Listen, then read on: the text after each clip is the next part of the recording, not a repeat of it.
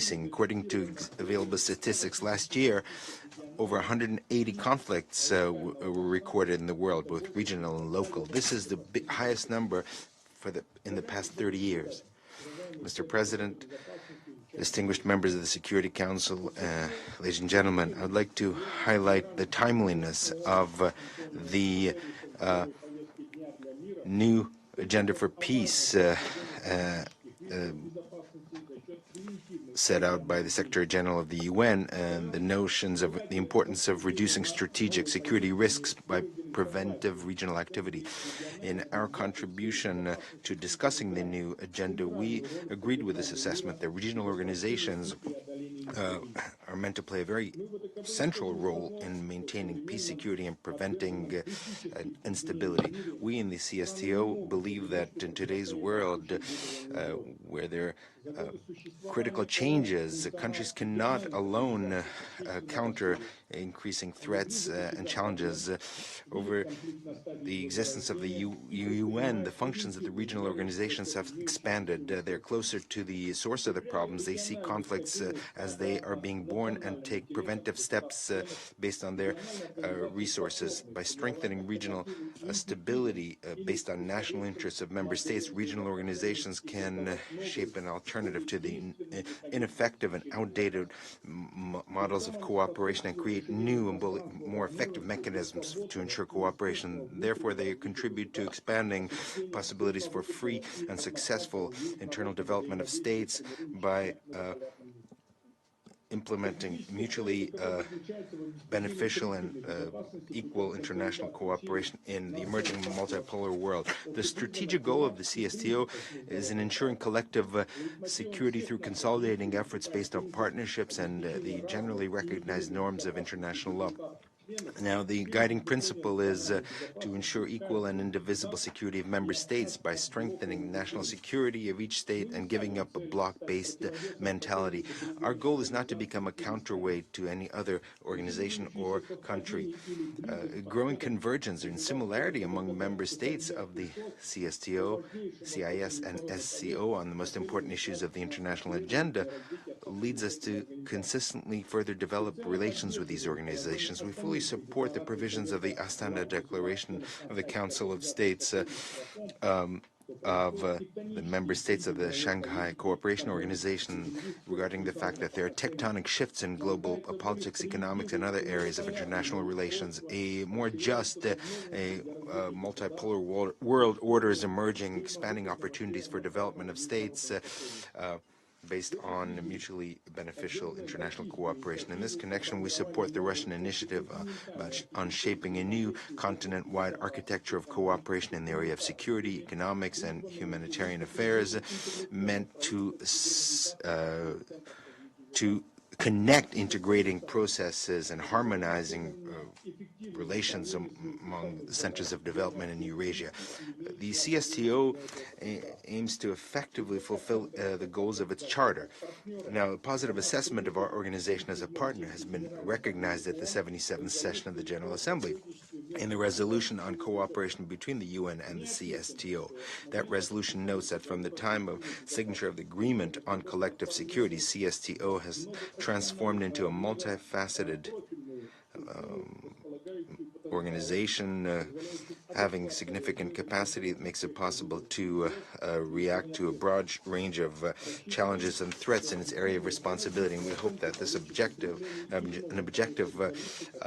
positive assessment will be expressed in the new draft resolution, which will be submitted at the upcoming 79th session of the General Assembly. Mr. President, members of the Security Council, delegates, over the 30 years of the existence of the Treaty on Collective Security, our organization has demonstrated that it is an effective, comprehensive system of collective security. We're strengthening the military capacity of the organization. We're expanding the possibilities in the information analytical sphere with the goal of predicting and developing recommendations on countering the challenges and threats to the security of member states of CSTO.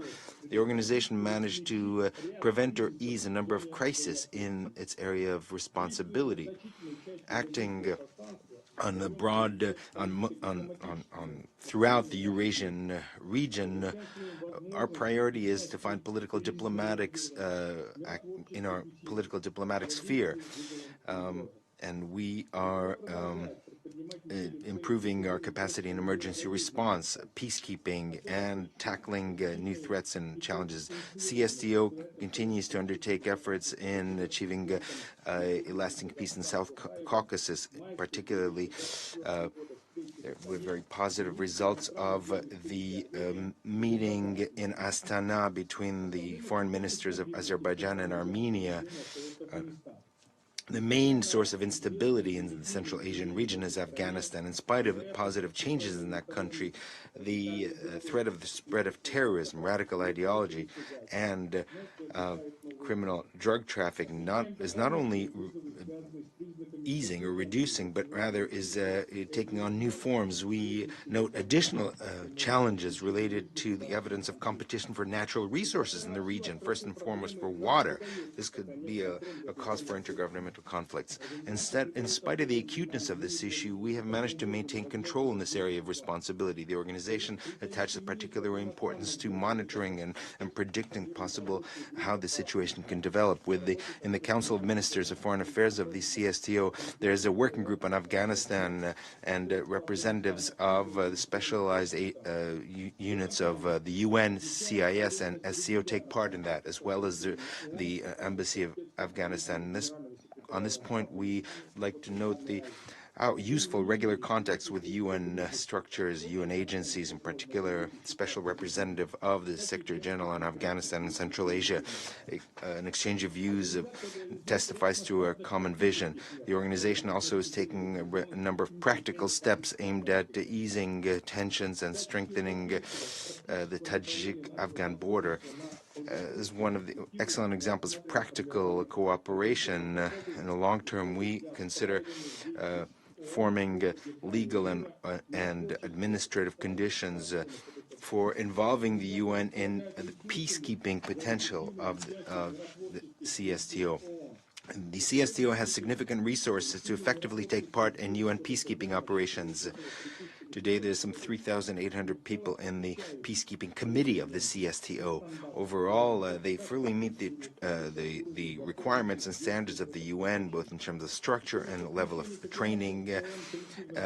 In order to take part in UN peacekeeping operations, we have introduced the notion of coordinating state, and we have established a special position of special representative to the Secretary General of the CSTO on peacekeeping with the title of Deputy Secretary General. We also welcome the individual participation of Kazakhstan in UN peacekeeping efforts in the Golan, on the disengagement line. We also acknowledge the contribution of our organization to the combat against terrorism, and the CSTO has played an active role in implementing the global counterterrorism strategy of the UN set out in the resolution that I mentioned earlier that was adopted at the 77th session of the General Assembly. We're satisfied with the development of our cooperation with the UN Office on Counterterrorism, the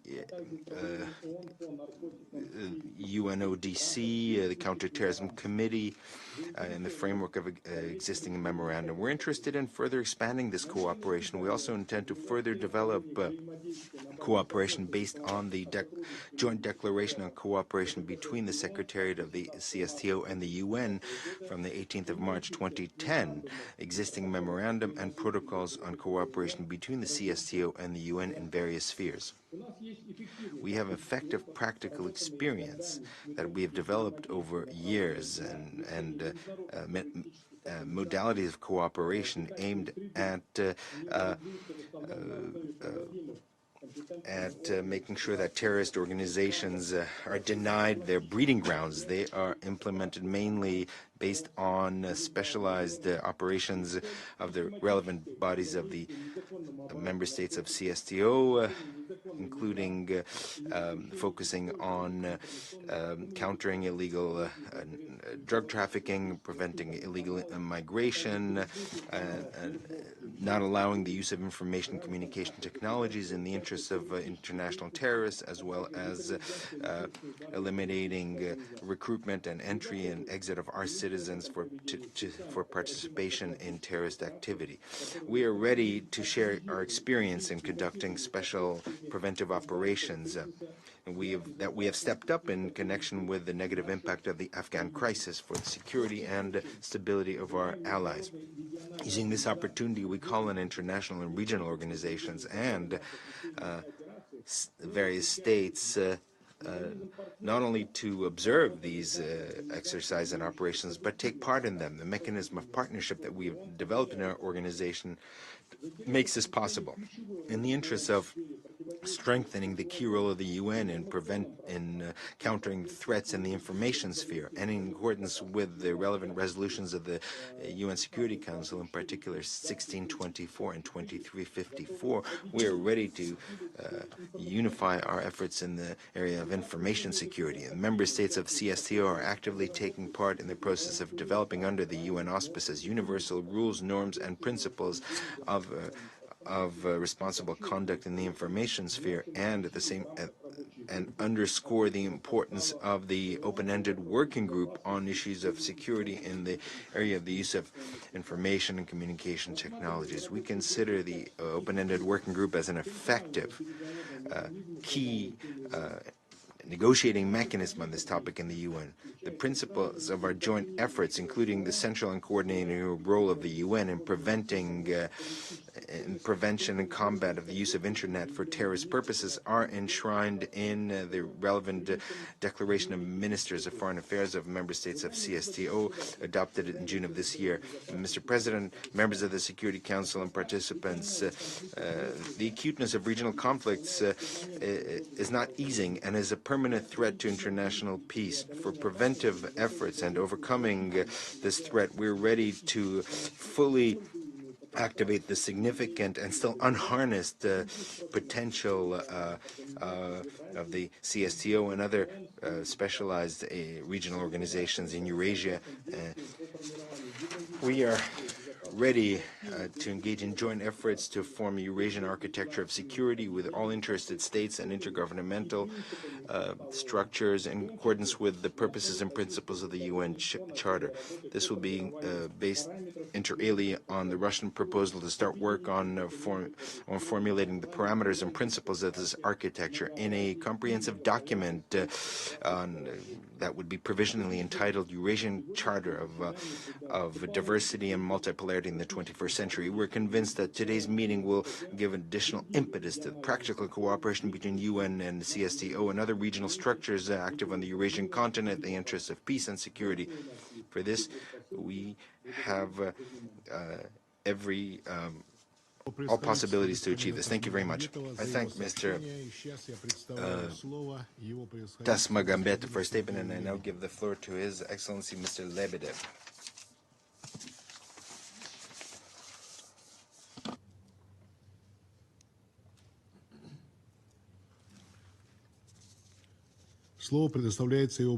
I give the floor to His Excellency Mr. Sergei Lebedev.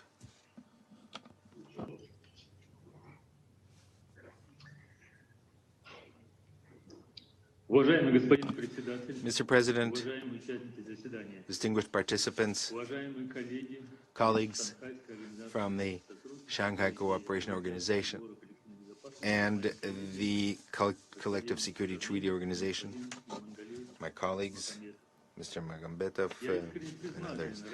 We're very grateful to the Russian presidency of the Security Council for the invitation to take part in the briefing on issues of cooperation between the UN and Eurasian integration structures, CIS, CSTO, SCO. For us, this is an excellent opportunity not only to tell you about cooperation between the CIS and the UN, but also to share our vision of the situation in the area of international relations. First and foremost, I want to assure you that cooperation with institutions, agencies, and programs and funds of the United Nations has always been and continues to be a priority area of international activity for the countries of the Commonwealth. During annual meetings of heads of state of the CIS, ministers of foreign affairs of our countries have always stressed the importance of the United Nations. They discuss the most acute issues in international politics and coordinate their approaches to resolving them. The need for continuing cooperation and coordinating activity between the CIS and the UN, the commitment to the goals, principles, and norms enshrined in the UN Charter were confirmed by the heads of state of the CIS in December of 2020 in the form of the concept of further development of the CIS. In the collective declaration for the 75th anniversary of the UN, the presidents of the CIS member states in October of 2020 stated that the United Nations organization is an element that undergirds contemporary international relations and is a universal instrument to collectively find solutions to the threats and challenges of today's world. The heads of state of the CIS declared their commitment to strengthen the central coordinating role of the United Nations in maintaining international peace and security. I want to stress that the CIS focuses primary attention on strengthening ties with the UN on the most relevant international issues, including in accordance with the resolutions of the General Assembly on cooperation between the CIS and the UN. This is the position of principle, was yet again confirmed on the 12th of April of 2024 in the declaration of foreign ministers of CIS states on the 30th anniversary of the General Assembly granting the CIS an observer status. On the most important international issues discussed in the UN, the views of member states of the CIS are almost identical. In the framework of this cooperation, meetings are often held, often at the margins of international events with UN experts. Representatives of the Executive Committee and UN organs take part often through video links in various events at the invitation of the Counterterrorism Committee of the Security Council, the Office of Counterterrorism, the European Economic Commission, ESCAP, and UNODC. Specialized bodies of the UN conduct cooperation with various agencies and institutions of the UN. Also, the leadership and representatives of various bodies of the UN take part in events organized by the CIS. And here I would mention the following bodies of the CIS: the Anti-Terrorism Center, the Council for Cooperation in the Area of Healthcare, Intergovernmental Statistical Committee, the Council of Heads of Customs Services, Intergovernmental Council on Industrial Security, Council of Heads of Migration Bodies, Council of Heads of Financial Intelligence Units, and others. In the framework of information cooperation, the Executive Committee of the CIS provides to the UN relevant materials and information about measures undertaken by bodies of the Commonwealth in the area of combating international terrorism, spread of weapons of mass destruction, and illegal trafficking of drugs. The CIS states would like to further strengthen their cooperation with the UN. We are ready to expand mutually beneficial cooperation in support of international peace and security, harmony among nations, protection of human rights, and contribution to economic and social progress. Now, consistent and constructive position of the CIS states with regard to the UN has been enshrined in the Declaration of Heads of State of the CIS adopted in 2023 on international relations in a multipolar world, which acknowledges the main responsibility of the Security Council for maintaining international peace and security, the unacceptability of using in international relations unilateral coercive measures in contravention of the UN Charter, including economic measures. Leaders of the countries of the Commonwealth in their statements have often noted the growing need to shape a multipolar, just world order that excludes the use of double standards and is based on the balance of forces of and interests of all participants in international relations and implying increasing role of developing countries. Taking into account the transformation of the architecture of international relations, the member states of the Commonwealth have called for enhancing mutual trust both at the regional and global level and development of comprehensive, equal and mutually beneficial cooperation in achieving a sustainable security, taking into account the legitimate interests of all states. With this goal, the Commonwealth of Independent States is actively cooperating with organizations located in the Eurasian space, the CSTO, the Eurasian Economic Union, the Shanghai Co-operation Union. We attach great importance to this cooperation. And in fact, the efforts of the Russian presidency of the CIS this year are aimed toward that end as well. Ladies and gentlemen, the various meetings and events between the UN and the CIS clearly point to the fact that there are still prospects for expanding our cooperation. We're ready to further develop mutually beneficial cooperation with the UN to strengthen international security, and also strengthen cooperation in the humanitarian and economic sphere, and also on other important topics on the international agenda, guided always by the Charter of the United Nations and generally accepted norms and principles of international law. Thank you very much for your attention. I thank His Excellency Mr. Lebedev for his briefing. I shall now make a statement in my capacity as the Deputy Minister for Foreign Affairs of the Russian Federation. Distinguished colleagues, it is a great honor for me to participate in one of the central events within the framework of the Russian Federation presidency over the Security Council, the debate on the topic of cooperation between the United Nations, regional, sub-regional organizations, CSTO, CIS and SCO. Development of cooperation with regional organizations on the basis of Chapter 8 of the Charter is an integral element of UN agenda. It's also one of our priorities. We are of the view that in most cases such bodies better understand the situation on the ground and can complement the efforts of the UN within their responsibility and mandate. And in Eurasia, such organizations are CSTO, CIS and SCO. These are key organizations for the region and with the status of an observer with UNGA. And they've obtained considerable results during their work, inter alia, in strengthening integration processes, preventing conflicts and fighting terrorism, and thus they contributed significantly to the implementation of principles and purposes of the Charter. The core of the CSTO mandate is security and stability in its area of responsibility. A very good example of its effectiveness was the operation in January 2022 at the request of the President of Kazakhstan, a regional peacekeeping operation in this country. Within the CSTO, we are also systemically working on developing the defense potential of the organization, streamlining its components. We're conducting joint exercises and practical activities to combat international terrorism, to combat the illegal drugs trafficking, organized crime, and other cross-border challenges.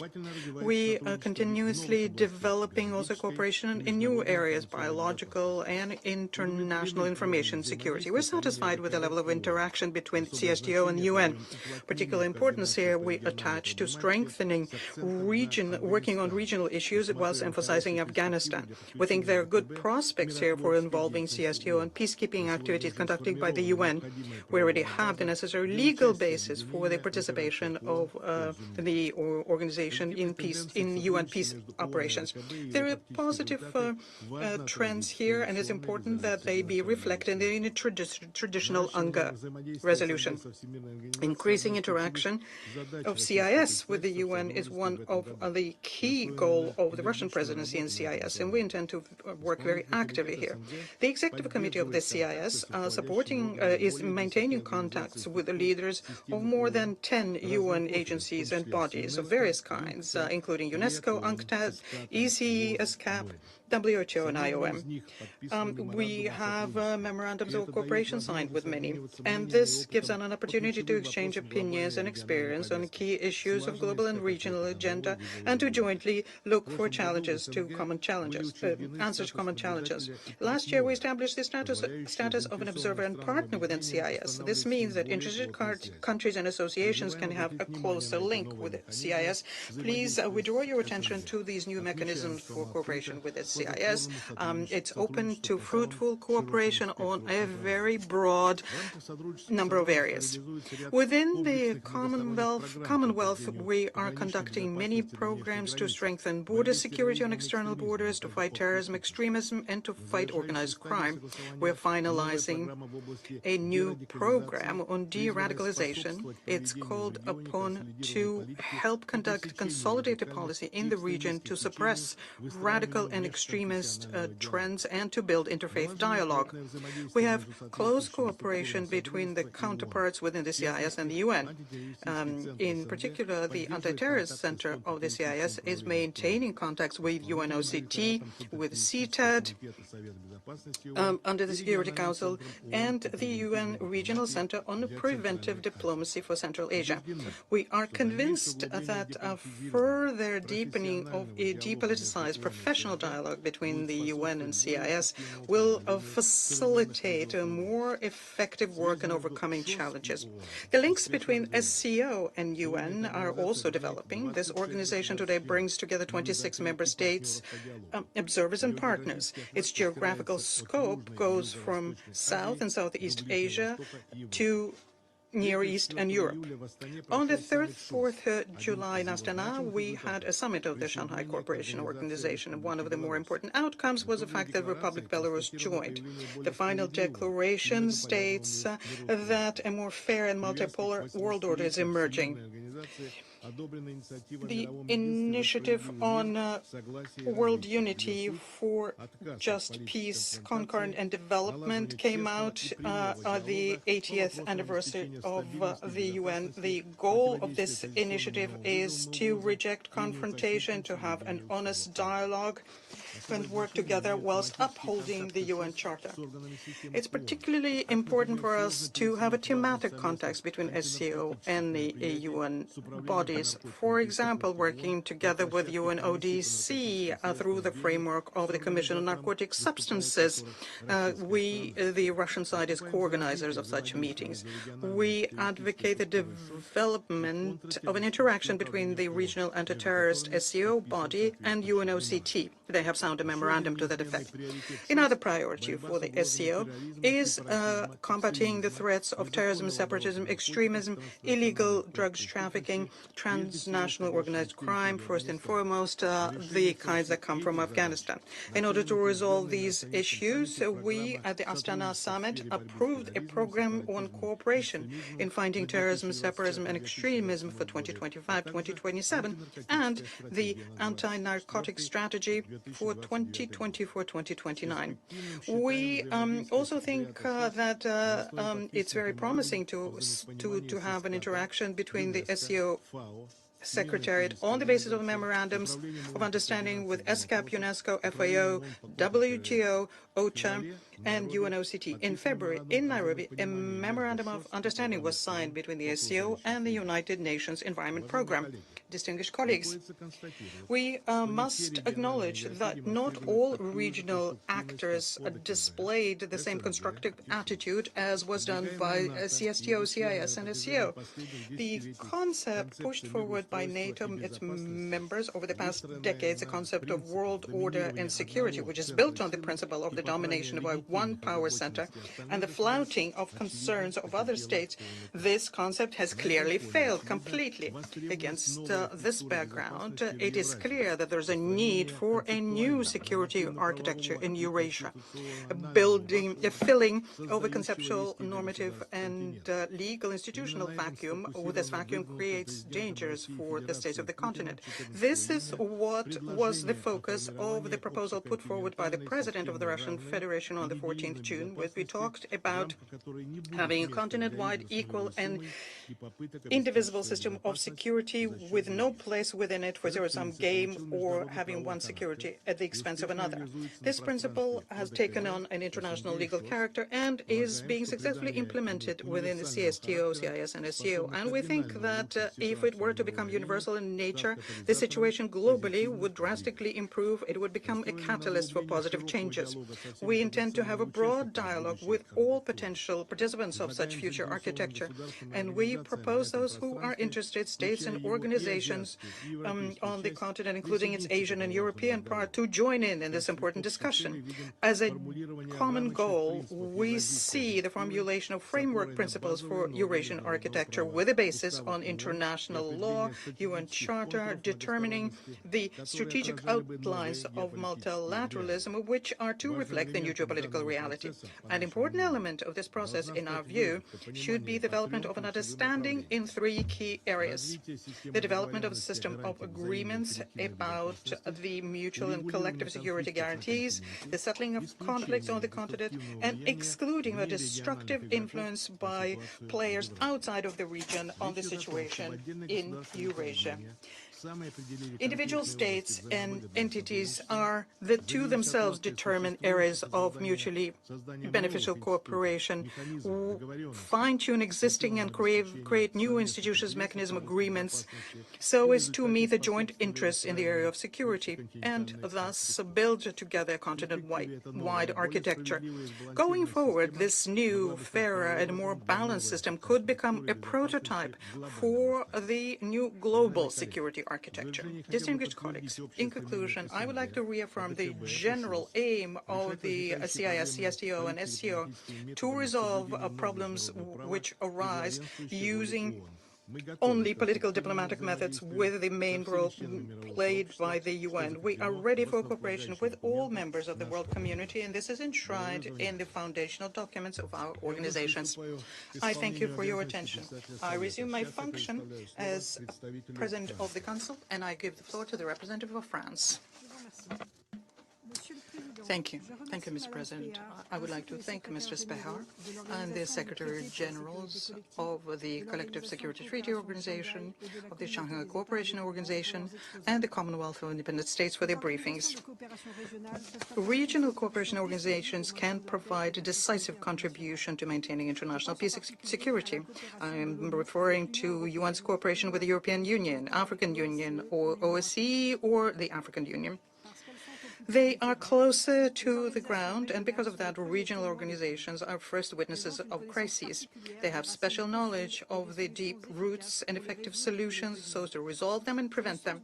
And this is the very rationale of the Chapter 8 of the Charter, within which all cooperation with the regional organizations is contained. France, member of the EU, is convinced of the added value of such cooperation, and this is translated in actions which can be measured and verified. The European Union collectively is the #1 contributor to the United Nations, is the #1 donor of humanitarian assistance. The members of the EU are amongst the first supporters of peacekeeping operations, with an overall number of 5,000 blue helmets on the ground. Russia, which proposed this meeting, can not omit the fact that cooperation between UN and regional organizations can be within the UN Charter.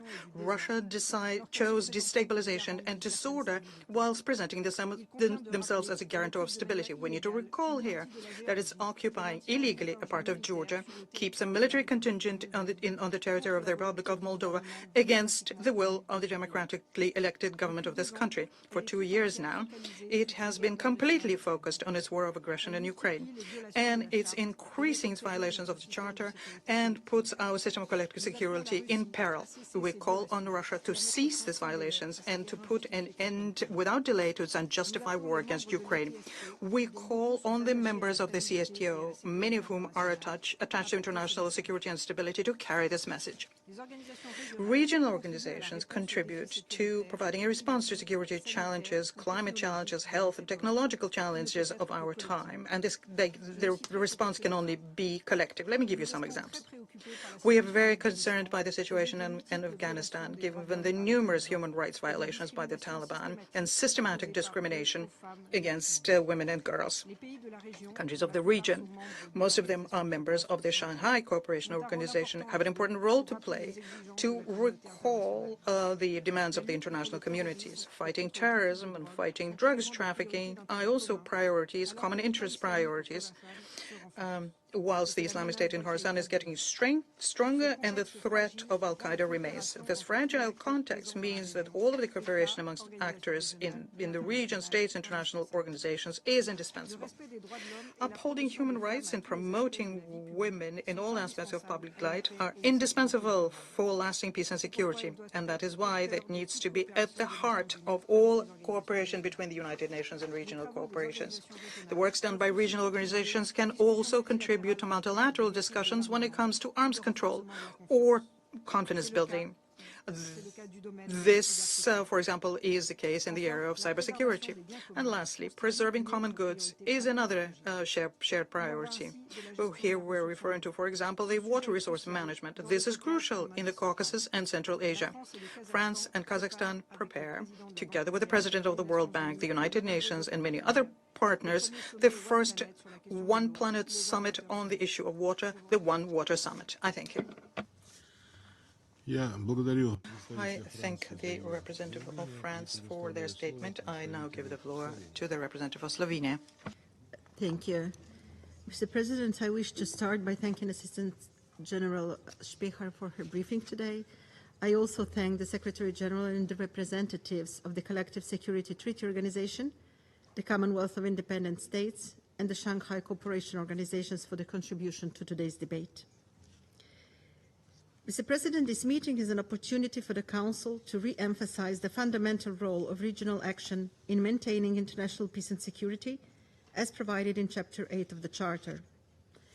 The unique position of regional and sub-regional organizations complements the Security Council in effectively addressing the full spectrum of the conflicts. There is no real alternative to their in-depth understanding of the dynamics and background to regional and local hotspots, whether involving states or non-state actors. They also have a unique ability to act preventively and offer an excellent platform for cooperation and confidence building that can be an entry point into solving or alleviating the crisis. Slovenia recognizes the value added and the potential of cooperation between the UN and the regional and sub-regional organizations. In this regard, I would like to underscore the critical role that regional organizations have been playing in conflict prevention, pacific settlements of regional or local disputes, and promotion of peace.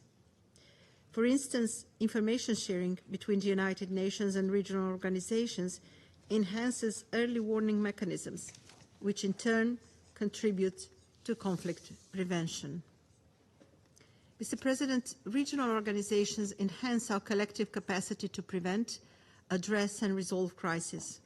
However, such cooperation must be based first and foremost on the principles of international law, respect for human rights, and in full accordance with the provisions of the Charter.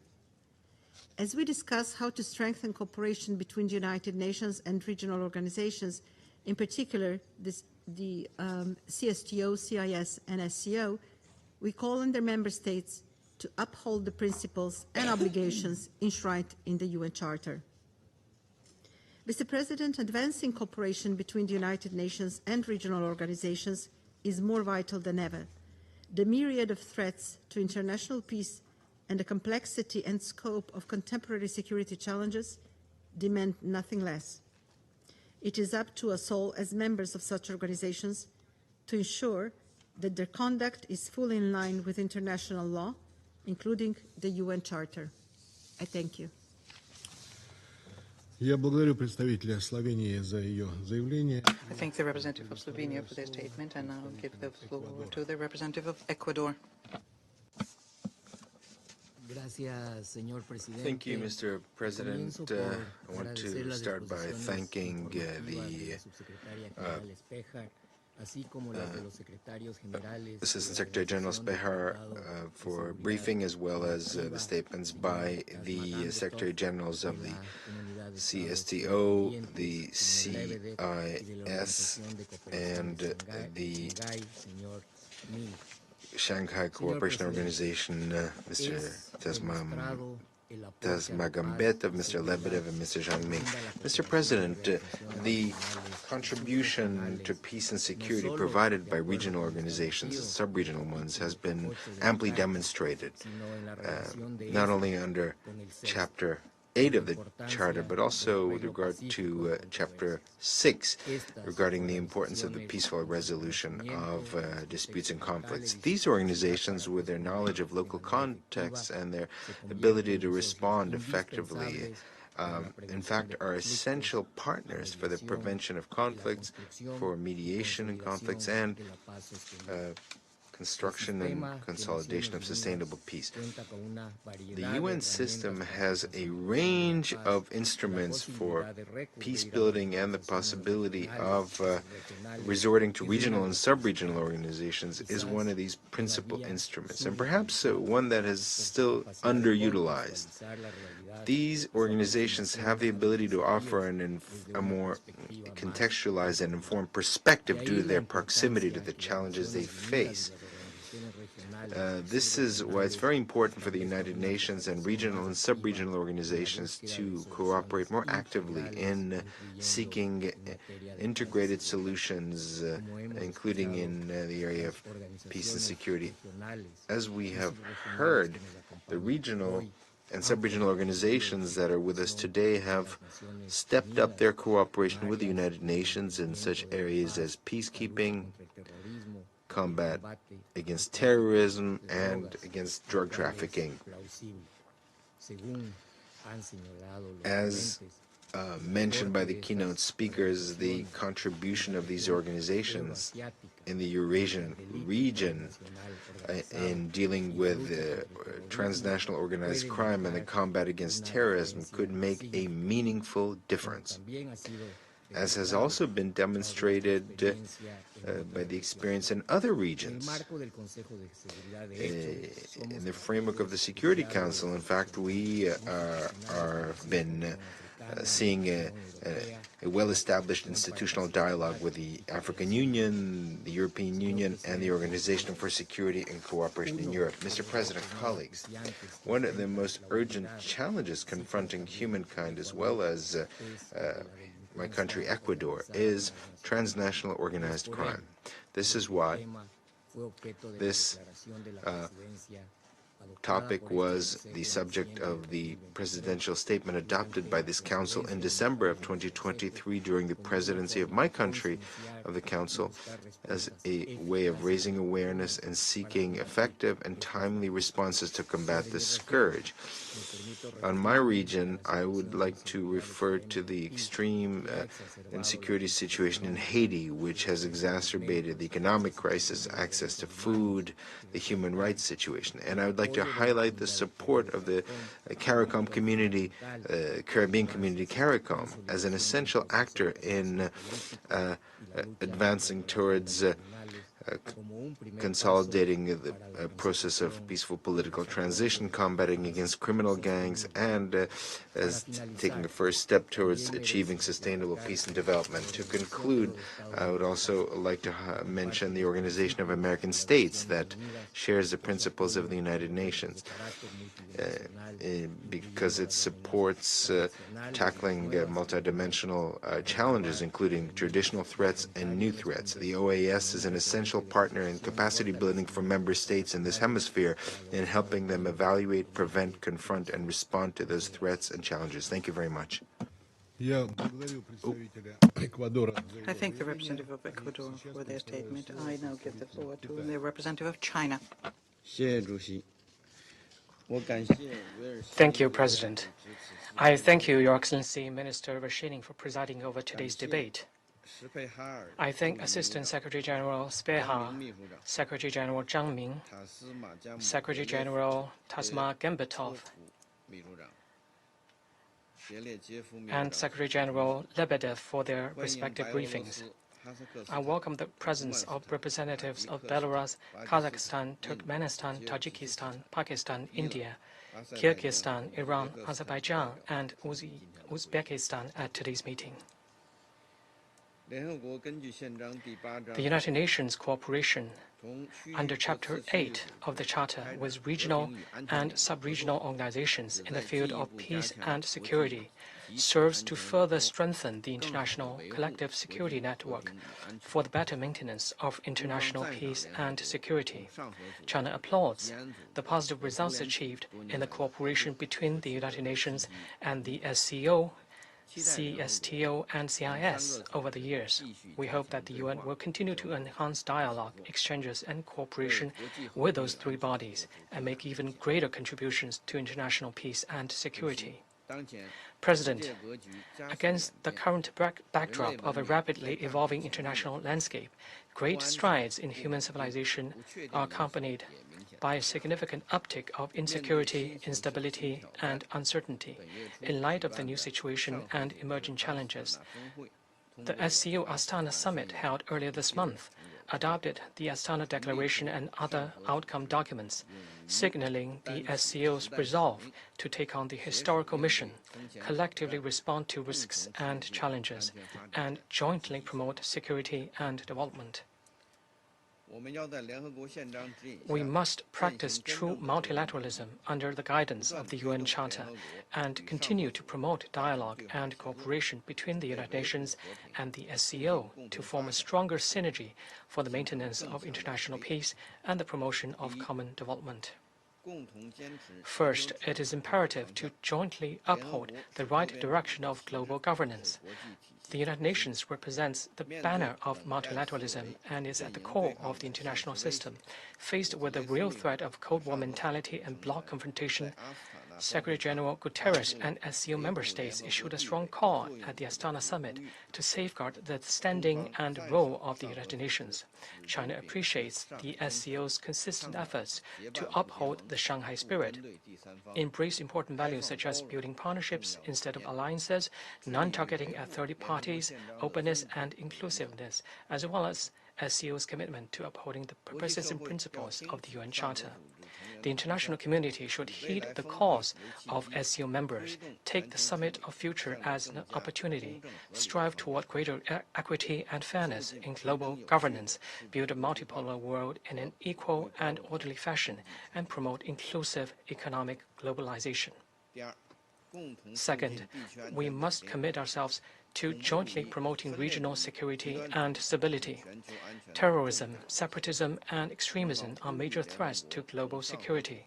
China calls on the United Nations to work with the SCO to embrace a concept of common, comprehensive, cooperative, and sustainable security, strengthen dialogue and cooperation in counterterrorism, narcotics control, and combating transnational organized crime, and assist regional countries in information sharing, joint operations, and capacity building for security and law enforcement sectors.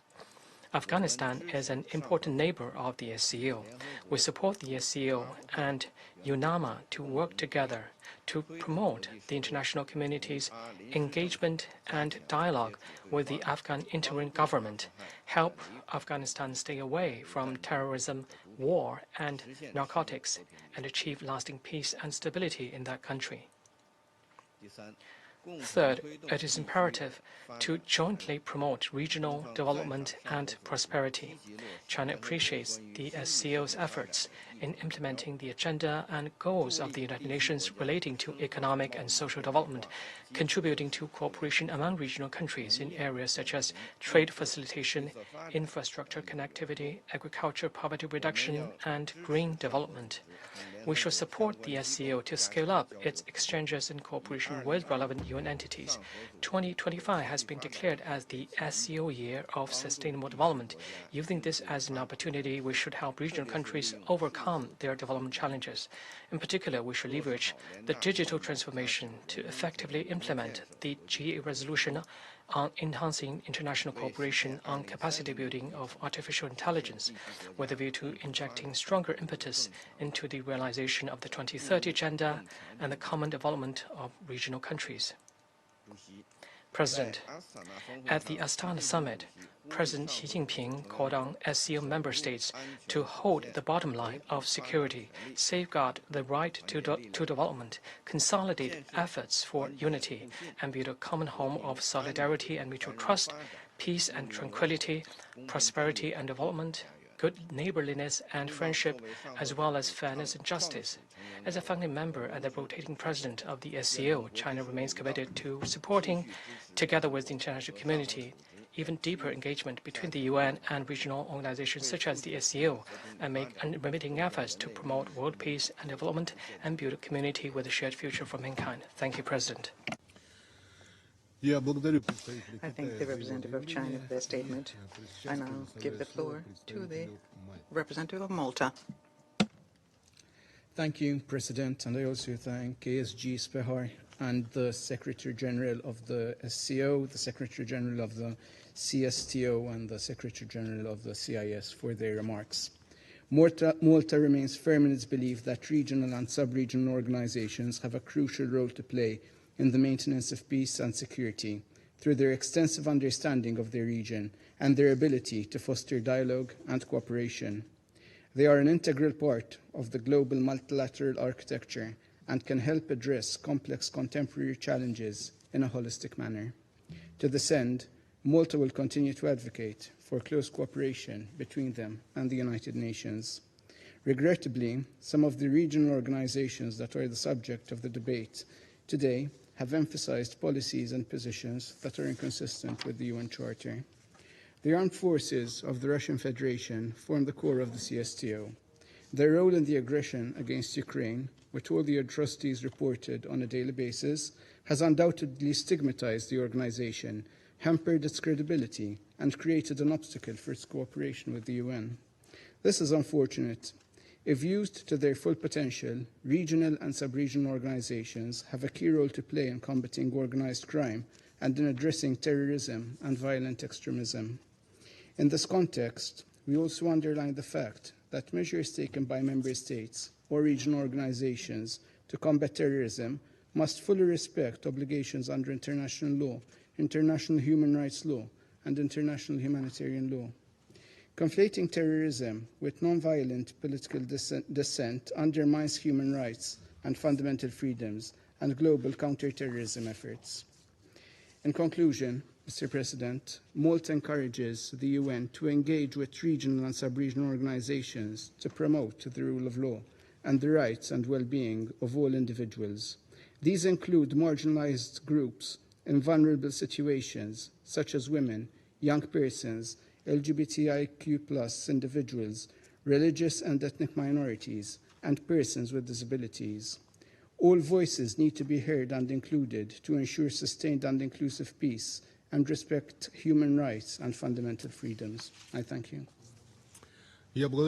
I thank the representative of Malta for their statement. I now give the floor to the representative of Japan. Thank you, Mr. President. I thank the briefers for their briefings.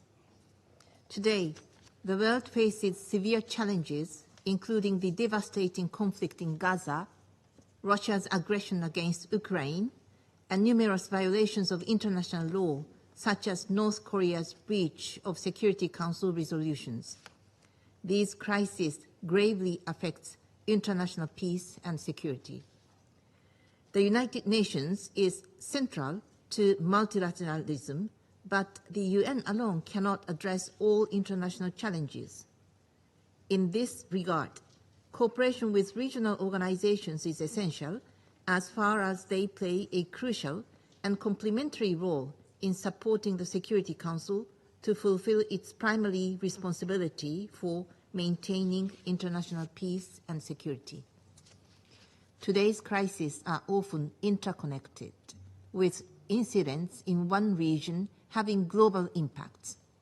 Therefore, the UN, especially the Security Council, must collaborate with regional organizations to tackle common challenges in accordance with Chapter 8 of the UN Charter. This has always been Japan's consistent stance. Colleagues, it is more important than ever to cooperate and collaborate with Eurasian countries through maintaining and strengthening a free and open international order based on the rule of law with the UN Charter at its core. Today, we received briefings from the CSTO, the CIS, and the SCO, most of whose member states are located in the Eurasia. It goes without saying that the activities of these organizations impact security and stability in the Eurasia and beyond, and their actions must align with the UN Charter. This is corollary of the obvious fact that while working with the UN, all member states must uphold purpose and principles of the Charter. The cooperation should not support or encourage any violation of international law, either directly or indirectly. Any deviation from this principle would be unthinkable.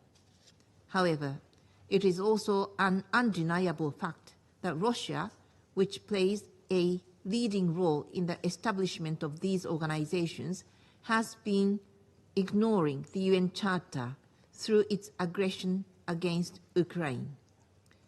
Such flagrant violation of international law not only has been undermining security in the region, but also threatening the very foundation of the international community. Above all, Russia must immediately cease its aggression against Ukraine. Without this, any discussion on the enhancement of Eurasian security is hollow and just a tragic irony. We once again condemn Russia's aggression in the strongest terms and call for an immediate withdrawal. Colleagues, Japan is ready to work with all member states and regional organizations to achieve our shared goals. By acting in the spirit of solidarity and in accordance with the UN Charter, we can build trust and promote dialogue, thereby making a significant difference. Looking ahead to the summit of the future, we must strive to overcome divisions and differences, aiming for a world that respects human dignity, where vulnerable people, including women and children, can live safely and securely and not be left behind. I thank you. I thank the representative of Japan for their statement, and I'll give the floor to the representative of Sierra Leone. Thank you, Mr. President. I thank the Russian Federation Presidency of the Security Council for convening this important debate. Strengthening cooperation between regional arrangements with the United Nations, in particular the Security Council, is a strong pillar of the UN Charter, establishing a collective security system. I also thank Ms. Elizabeth Speha, Assistant Secretary General for Peacebuilding Support in DPPA, His Excellency Mr. Zhang Ming, Secretary General of the Shanghai Co-operation Organszation, His Excellency Mr. Imangali Tasmagambetov, Secretary General of the Collective Security Treaty Organization, and His Excellency Mr. Sergei Lebedev, Secretary General of the Commonwealth of Independent States, for their valuable briefings. Sierra Leone notes the UN Secretary General's biennial report on cooperation between the UN and regional and other organizations, which underscored the strengthening of cooperation between the UN and regional and sub-regional bodies such as the CSTO, SCO, and CIS. Former UN Secretary General Ban Ki-moon once stated that in an era of increasingly complex and urgent global crisis, with conflicts continuing to emerge and deepen worldwide, the United Nations cannot deal with such crises on their own, especially when multilateralism faces immense difficulties in holistically addressing emerging disputes. Bodies such as the African Union, ASEAN, the League of Arab States, the Shanghai Co-operation Organszation, Collective Security Treaty Organization, and the OSCE can complement United Nations efforts in their respective areas of responsibility and their mandates. In most cases, they are better acquainted with the situation on the ground and can therefore play a role in supporting efforts by the United Nations in addressing peace, security, and development challenges. In the face of various global challenges and directly by states, including terrorism, radicalization, organized crime, and the security implications of new technologies, a deliberate promotion of coordinated and concerted multilateral action is inevitable, even more so given the transborder impact of these challenges. Given their comparative advantage of geographical proximity and strong local networks, regional and sub-regional organizations are well placed to understand the root causes of conflict in their respective areas and also to complement the efforts of the UN in addressing these challenges. Sierra Leone also recalls that UN Secretary General Antonio Guterres informed the Security Council that collaboration between regional and sub-regional organizations and the UN has grown exponentially. This Council should just take advantage of that dynamic to address the raft of challenges facing member states. By working closely together, these organizations can contribute to strengthening the UN and promoting its goals in many diverse ways, including but not limited to the following: supporting UN peacekeeping efforts, sharing resources, and enhancing security cooperation, collaborating with the UN on counterterrorism initiatives, sharing of intelligence, and coordinating efforts to combat terrorism, provide early warning mechanisms and mediations, support UN development programs, promote economic cooperation, and work towards development goals. The provision of training and capacity building programs for member states, enhancing their ability to implement UN resolutions and programs, providing humanitarian aid and support to UN efforts in disaster response and relief, and finally, helping resolve conflicts and promote peaceful resolutions aligning with UN principles. In fulfilling the 2030 Agenda for Sustainable Development, they can integrate the development frameworks and initiatives of the United Nations into their own development plans, while also narrowing political, economic, and cultural gaps amongst themselves. In this regard, we take note of the joint declaration cooperation between the Secretariat of the CSTO and the UN Secretariat signed in Moscow in 2010. We commend the UN and the CSTO for steady progress and positive dynamics in strengthening relations. We also commend the CSTO for positive impacts on the maintenance of regional peace and the working group for its contribution to countering threats emanating from Afghanistan. We also note the MOU signed between the CSTO and the UN, which pens a long cooperation in the area of peacekeeping, and we look forward to the CSTO developing its own peacekeeping capacity with a view to using it in peacekeeping operations of the UN. We note the broad mandate of the CIS, which allows it to address security challenges from various perspectives, including military, socio-economic, cultural, and humanitarian, and look forward to the new de-radicalization program that is currently under development. We welcome the implementation of a number of ongoing multilateral programs to strengthen border security at external border, combating terrorism, extremism, and crime. Sierra Leone acknowledges efforts to strengthen strategic cooperation and coordination among the UN and regional and sub-regional organizations that can play an important role in conflict prevention.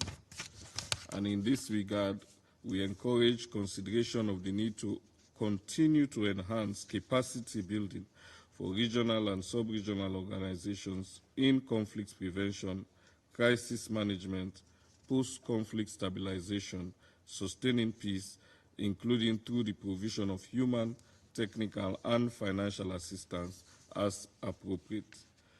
Sierra Leone also encourages the UN Secretariat and the regional bodies to further explore, as appropriate, information sharing on their respective capabilities, best practices, and lessons learned in maintaining international peace and security, and to continue to compile best practices, in particular in the field of mediation, good offices, and peacekeeping. The enduring exercise between the CSTO member states since 2012 to develop skills in conducting peacekeeping operations is a laudable initiative.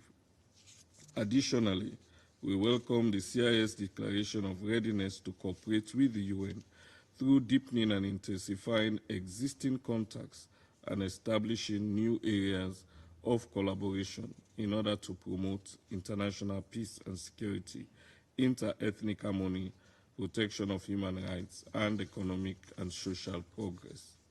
In conclusion, Mr. President, cooperation between the UN and regional organizations is necessary to address a variety of transnational challenges.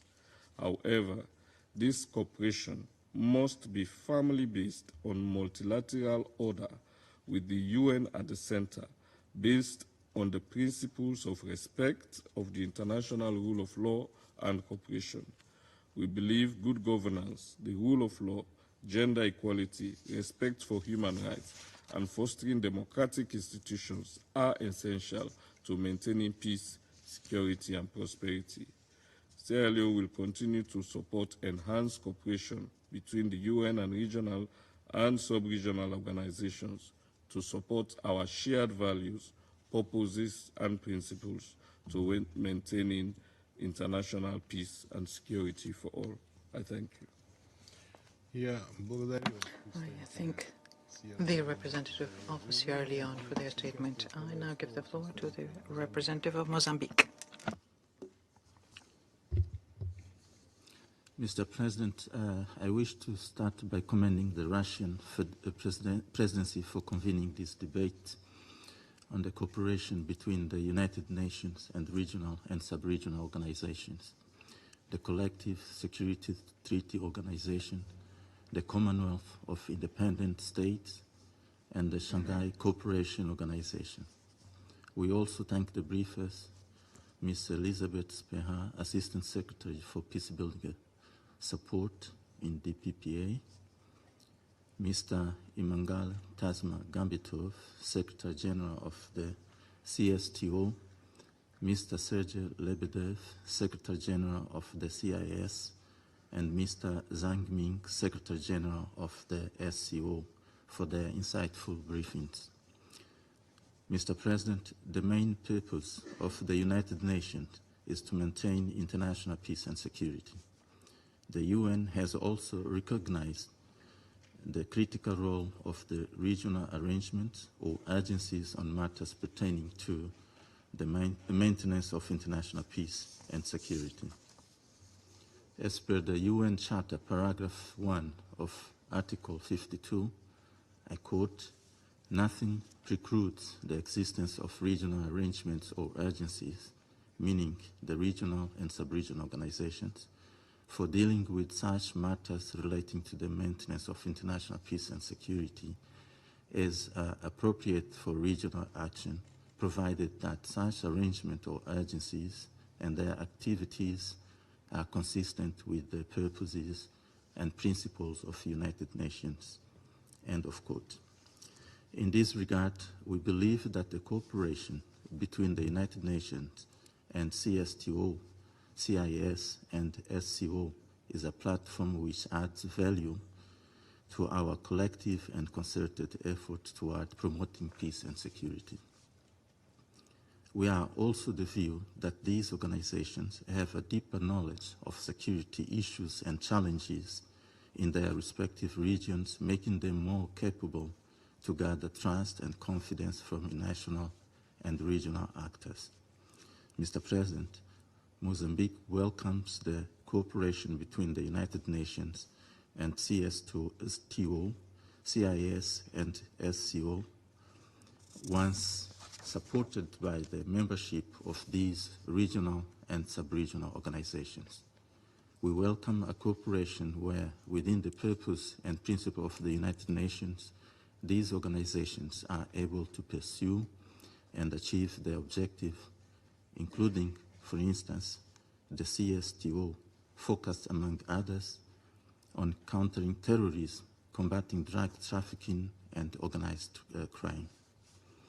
The CIS in addressing security, socioeconomic, cultural, and humanitarian challenges, among them, border security, terrorism and extremism, drug trafficking and crime, and the SCO in tackling regional challenges such as conflict resolution, counterterrorism, non-proliferation, combating transnational crime and illegal drugs, and information security. We trust that through the cooperation with the UN, there is an immense potential to further strengthen these three Eurasian organizations' capabilities to tackle current challenges in their region. This cooperation is very important in the current moment, as terrorist groups and criminal organizations continue to pose serious threats in Central Asia. The United Nations Assistance Mission in Afghanistan and the United Nations Regional Center for Preventive Diplomacy in Central Asia have been playing a critical role by harnessing collaborative efforts with regional organizations. We would also like to highlight the importance of capacity building initiatives. Training programs and technical assistance can strengthen the capacity of the aforesaid Eurasian organization to address pressing complex security threats and crises in their respective regions. Additionally, the alignment of norms and standards across regional and international frameworks must be duly promoted. This ensures consistency in approach to peace building, human rights protection, and upholding global standards. Mr. President, in conclusion, Mozambique fully supports further strengthening the cooperation between the UN, regional and sub-regional organizations in face of the current challenging international environment. It is through collective efforts and shared responsibility that we can build a more peaceful and secure world. I thank you, Mr. President. I thank the representative of Mozambique for his statement, and I give the floor to the representative of Guyana. Thank you, Mr. President. I also thank Assistant Secretaries General Spehar and the Secretaries General of the Collective Security Treaty Organization, the Commonwealth of Independent States, and the Shanghai Co-operation for their briefings. Chapter 8 of the United Nations Charter sets out the imperative of collaboration with regional organizations, as it is accepted that peace, development, and security cannot be achieved in silos. Cooperation between organizations at the national, regional, and international levels is particularly critical in our rapidly changing and complex global environment. the transborder nature of security challenges, including terrorism, cyber attacks, and security threats posed by climate change, makes such cooperation imperative. We must therefore seek out opportunities for collaboration in pursuit of our common objectives to achieve peace and security and development and a strong human rights culture. Allow me to make 2 points on the impact of cooperation between the United Nations and regional and sub-regional organizations in maintaining peace and security. First, the Collective Security Treaty Organization, the Commonwealth of Independent States, and the Shanghai Co-operation, within their respective mandates and areas of cooperation, have the advantage of a first-hand understanding of the political, economic, and social underpinnings of conflicts and threats to peace within their region. They should, therefore, be well placed to support countries within the region in developing and implementing conflict prevention and early warning strategies tailored to their situations and with due attention to sovereignty. Further, the relevant programs and policies must be crafted in line with the United Nations Charter and applicable international law. Collaboration with the United Nations will bolster global conflict prevention efforts and bring global legitimacy to them. Guyana therefore notes the continued collaboration between the United Nations and the CSTO, CIS, and Shanghai Co-operation Organszation. The partnership with these organizations and the United Nations Regional Center for Preventive Diplomacy for Central Asia and Counterterrorism Committee and the United Nations Office on Drugs and Crime are especially critical for promoting peace, security, and stability in the region. Second, and specifically on the situation in Afghanistan, we note that the threats emanating from the country are still a major concern, despite the ongoing efforts of regional organizations and the international community. Afghanistan continues to contend with multifaceted challenges, including security challenges occasioned by terrorism, illegal migration, and drug trafficking. Guyana is of the view that increased support for political dialogue among all actors in Afghanistan, including women and youth, as well as for capacity building in security institutions, is a crucial step in effectively addressing these challenges. At the regional and international levels, we encourage continued cooperation between the UNRCCA, UNAMA, and the CSTO, CIS, and SCO. This collaboration can promote security and stability in Afghanistan, which are important conditions for development and economic growth to thrive. Guyana therefore underscores the importance of international commitments and efforts to this end. Mr. President, as the world faces evolving threats, partnerships built to address them must be effectively strengthened. A holistic approach is essential, where peace, human security, and development are at the forefront of national, regional, and international efforts. Strong partnerships between the UN and regional organizations present an opportunity to truly operationalize the humanitarian development peace nexus on the ground and dismantle any silos that exist. As the number of emergencies increases and concomitantly the humanitarian needs, we must ensure that while we address these immediate needs, we also address the root causes of conflict. In this regard, investment in development must be scaled up, as this is the vector for promoting peace and preventing conflicts. It is also important to ensure an enhanced role for youth in conflict prevention and de-radicalization efforts. Finally, cooperation among states through regional and sub-regional organizations and with the United Nations remains relevant for finding common solutions and promoting dialogue for the maintenance of international peace and security. Guyana reiterates its support for all such efforts. I thank you. I thank the representative of Guyana for the statement, and I give the floor to the United Kingdom. Thank you, President. I also thank ASG Spehar and the representatives of the CSTO, CIS and SCO for their briefings. I'll make 3 points. First, the UK supports regional organisations playing a role in upholding peace and security in their regions. This includes regional peacekeeping partnerships that reflect the UN's common values and principles, including respect for human rights. For example, the EU's Operation Althea and the OSCE's operation in Bosnia has helped facilitate the implementation of the Dayton Peace Agreement. The OSCE is undertaking important work on a wide array of security issues in Central Asia and the South Caucasus. Second, to carry out this role effectively, regional organisations need to be responsive to the needs of their members and act in line with the UN Charter. To the extent that these organisations are willing to do this, they can play a constructive role in their regions.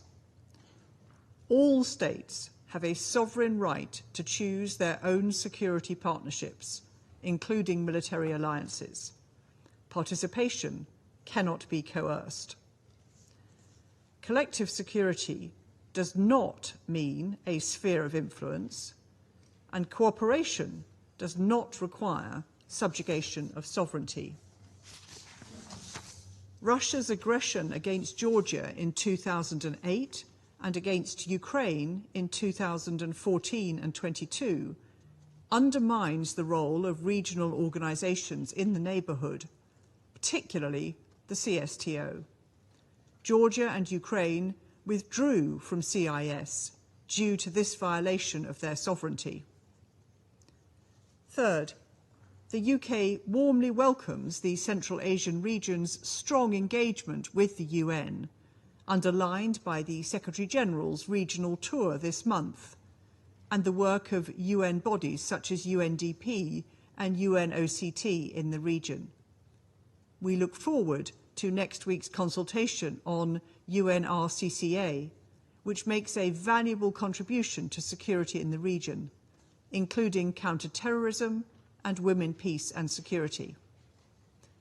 The UK also values its own relations with the Central Asian states.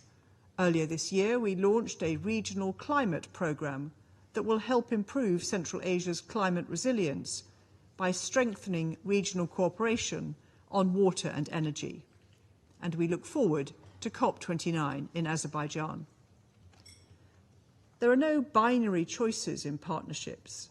The UK is ready to work with regional partners across the globe to build stability and security, promote growth, and tackle global challenges. I thank you, President. I thank the representative of the United Kingdom for her statement, and I give the floor to the United States. Thank you, Mr. President. Let me begin with the news coming out of Russia this morning. Evan Gershkovich was sentenced to 16 years. He has committed no crime. He's being punished because he's a journalist and he's an American.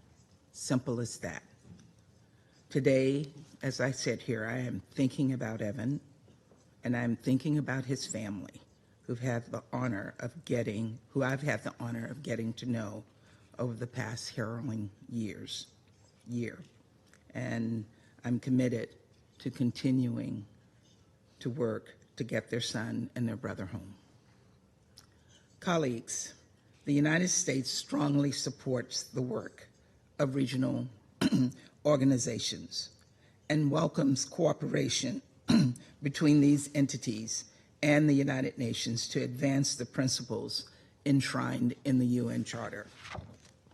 We take pride in our robust partnerships with regional organizations around the world, including in Central Asia. Partnerships that support countries' independence, sovereignty, territorial integrity, their freedom to pursue political, economic, and security interests on their own terms without external coercion. The C5+1 diplomatic platform reflects our steadfast commitment to advancing our shared goals and combating global challenges. To be clear, this support for Central Asian countries' integrity does not negate our belief that they should be able to engage with larger regional neighbors. The United States believes that every country has the sovereign right to choose the security relationships and to engage in collective self-defense as reflected in the UN Charter. For decades, these cooperative partnerships have been essential to maintaining global peace and stability. Indeed, our own security alliance with NATO remains a cornerstone of our national security and a vital platform for global cooperation. It embodies our collective defense commitments and our shared values of democracy, human rights, and the rule of law. Of course, for Russia, NATO is merely a scapegoat, as you heard today, a place to lay the blame for its own egregious violations of international law, a convenient rationale for threatening the very existence of a sovereign state and a fellow member of the United Nations, and some sort of justification for the notion that Russia has the right to impose its will by force on Ukraine and dictate sovereign Ukraine's security decisions. This is, of course, preposterous. In fact, it would be insulting if it wasn't so laughably incorrect. Colleagues, we have the responsibility to hold ourselves to a higher standard, and that includes calling out those regional organizations who adopt policies and positions inconsistent with the principles and purposes of the UN Charter. That includes some of the regional organizations mentioned today. Let's call these policies what they are: transparent attempts to lend false legitimacy to Russia's brutal war of aggression and deflect blame for Russia's atrocities against the people of Ukraine. When these organizations in this context parrot slogans like indivisible security or promote the, quote, legitimate security concerns of the same large powers that loom over them, it is akin to saying that said power can impose their will over their neighbors. The United Nations was designed to prevent this kind of thing from happening, to ensure that no nation could take over another by force, to help governments answer to the will of their people, not the whims of their larger neighbors. On that note, the United States takes real issue with regional organizations cynically promoting concepts such as, quote, dialogue among civilizations or, quote, civilizational diversity in an attempt to justify restrictions on the exercise of human rights and fundamental freedoms, including those enshrined in the Universal Declaration of Human Rights. I think about the SCO member states that have prosecuted individuals for speaking out about the importance of regional political autonomy, that have forcibly repatriated asylum seekers fleeing repression in other SCO member states, and that under the guise of combating, quote, terrorism, separatism, and extremism, have repressed peaceful dissenters and members of ethnic and religious minority groups, including through discriminatory police action and unjust detentions and prosecutions. These actions are unconscionable, and they are completely antithetical to the principles of justice and human rights we have all committed to uphold. To that end, we welcome the UN's continued engagement with regional and civil society organizations working to advance the principles and purposes of the Charter and the Universal Declaration of Human Rights. Their contributions are indispensable to our collective efforts to build a more just, prosperous, and peaceful world. Colleagues, when large powers use regional multilateral organizations to try to legitimize their unlawful and destabilizing actions, it speaks volumes, not only about those large powers, but those organizations and their true character.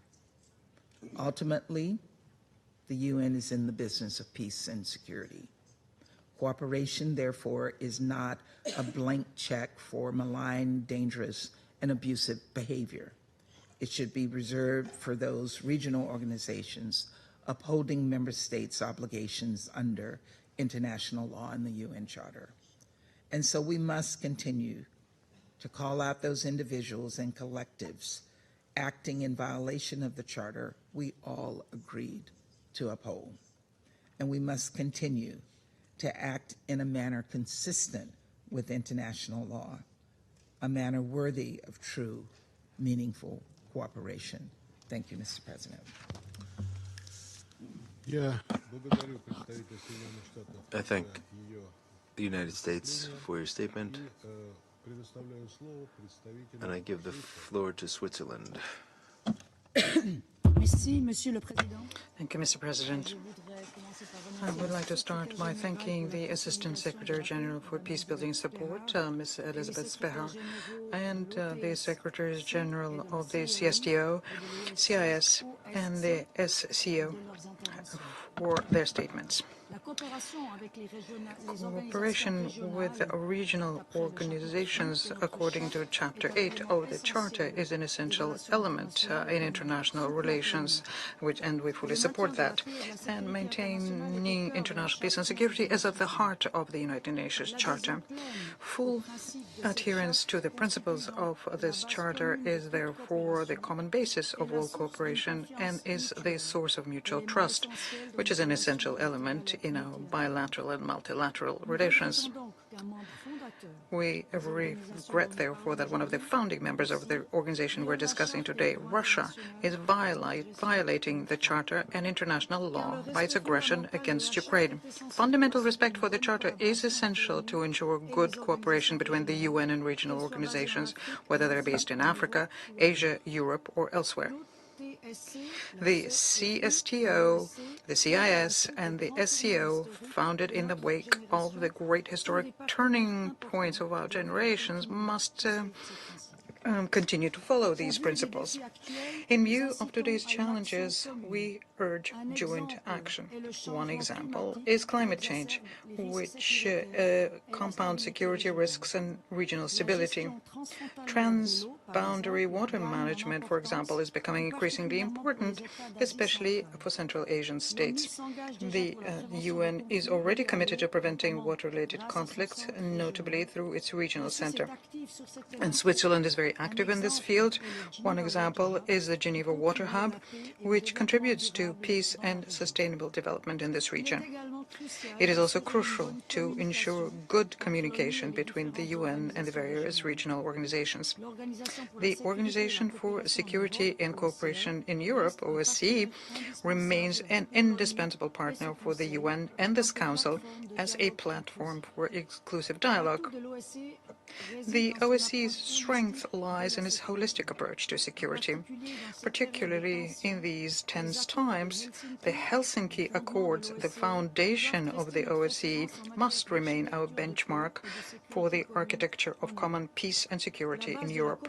The basis for UN cooperation with the OSCE could serve as an example for other cooperation with other regional organizations. And finally, exchanges on various topics with countries in the region are important. Switzerland welcomes these substantive exchanges on geopolitical, economic and financial issues made possible by the meeting of the voting group within the Bretton Woods institutions in Dushanbe earlier this month, attended by our finance and foreign affairs ministers.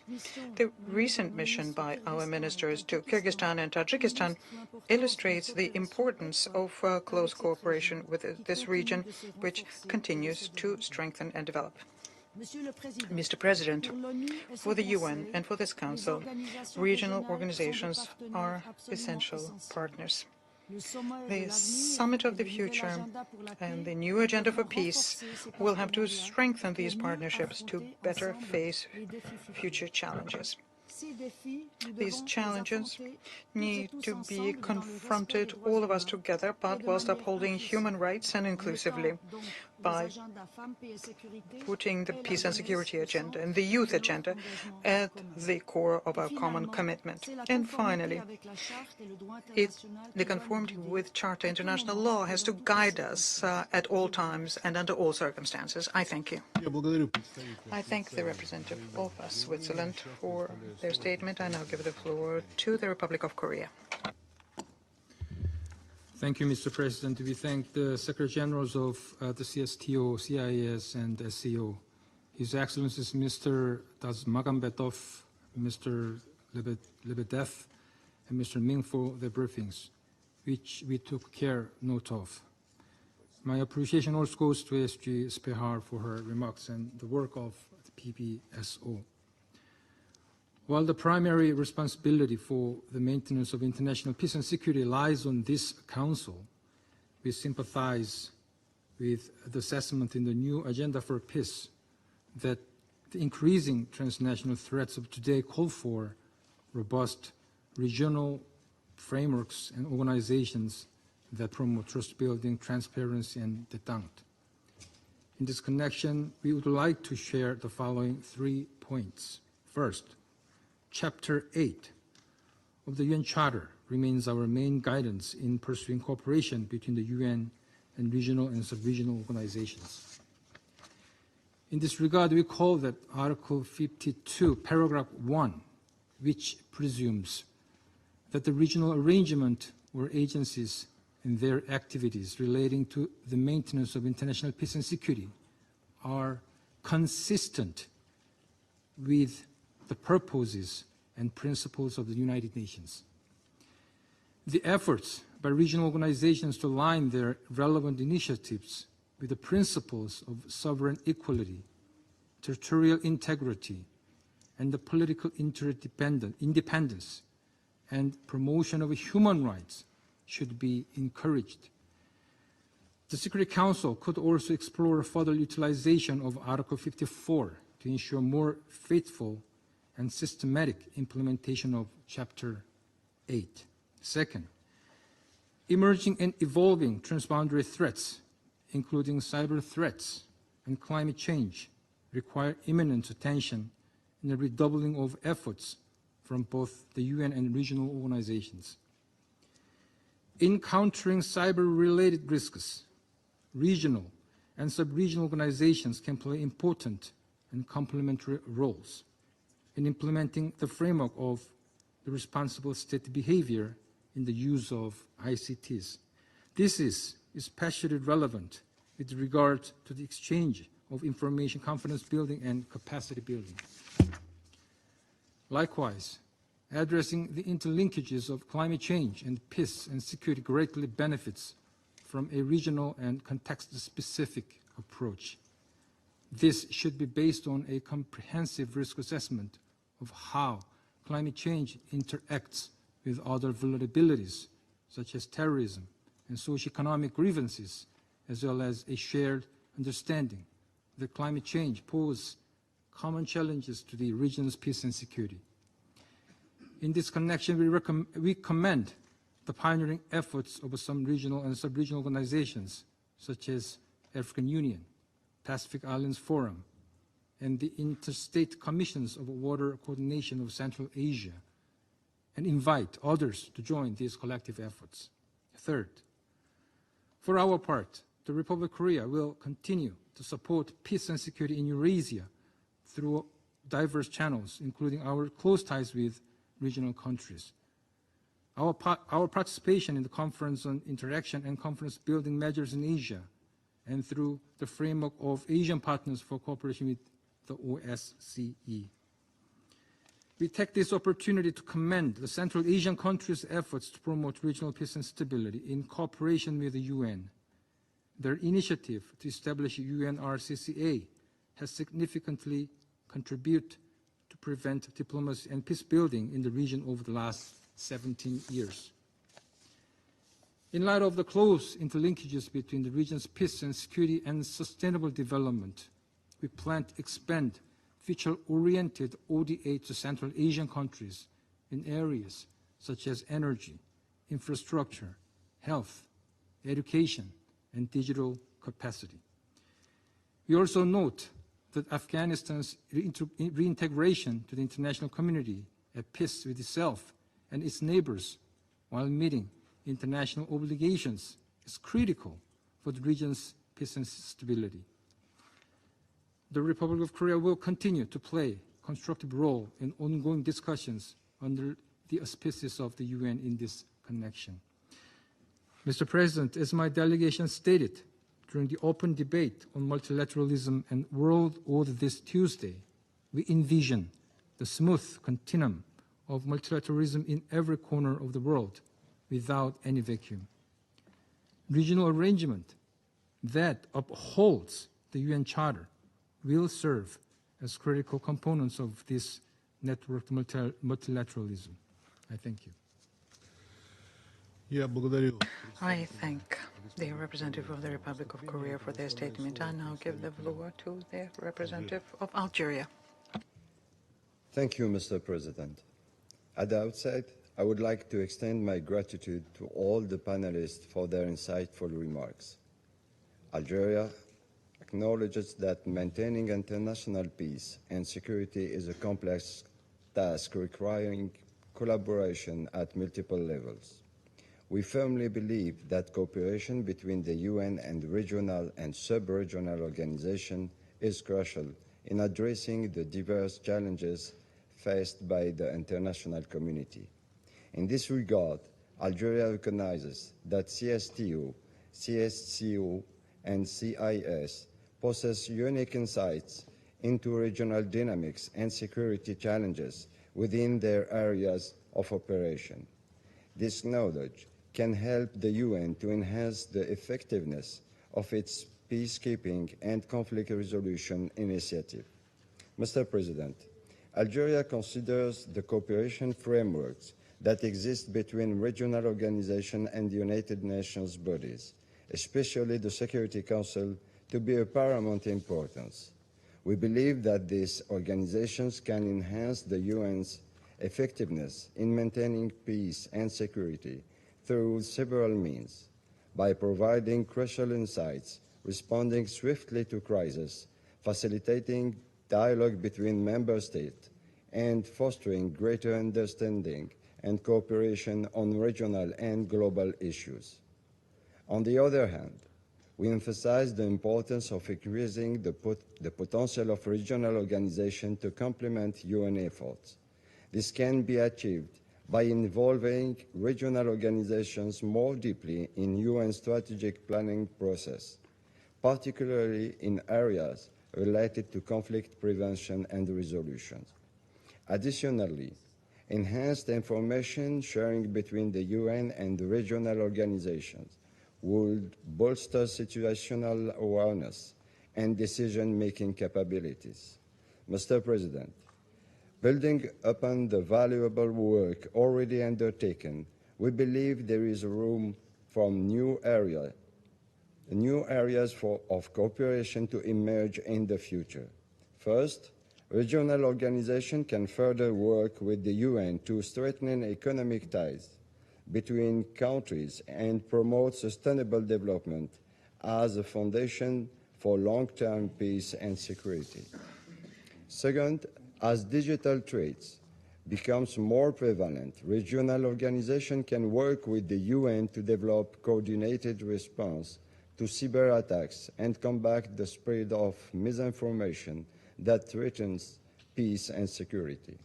In conclusion, Algeria believes that by fostering closer ties between regional organizations and UN, we can create a more adaptive, responsive, and effective global security architecture. I thank you. I thank the representative of Algeria for their statement. Before moving on to giving the floor to those who are invited to the meeting under Rule 37, I would like to say a few words in my national capacity.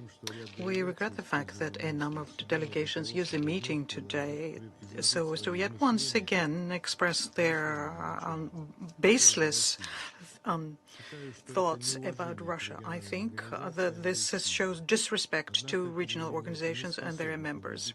But nonetheless, this is not possible to damage the developing cooperation in the Eurasian area. The attitude to our attitude to the prospects of such cooperation is something that we have said many times. What was said by the U.S. colleague about what regional organization should not be were ludicrous. The thoughts that she said about coercion, interference by states from outside of the region, interference in the region is something that is more ideally suited to NATO. I resume my function as President of the Council and would like to give the floor to the representative of Belarus. Mr. President, members of the Security Council, ladies and gentlemen, we would like to thank the Russian Federation for the timely meeting today. And we welcome the participation of the Assistant Secretary General for Peace Building Support from the DPPA in this meeting, and of the Secretary Generals of CSTO, CSTO, and CIS. Given the imbalance in the international security system, dismantling of economic links, and the confidence trust, states pulling efforts to react to joint threats is something that is of utmost importance. We are convinced that the interaction between UN and regional organizations is one of the more important elements of the UN's work. At one of the conferences on regional cooperation, the Secretary General, Antonio Guterres, said that links and relationships play a main role in trade, economic development, and sustainable development. And he also said that he was referring not just to the economy. He said that regional cooperation and neighborly relations is thus strengthened. After the end of the USSR existence and the falling apart of long-standing trade and economic ties, the breaking down of historic, educational, cultural, and even spiritual links, the new young states and their peoples had to learn how to live anew, and Belarus was no exception here.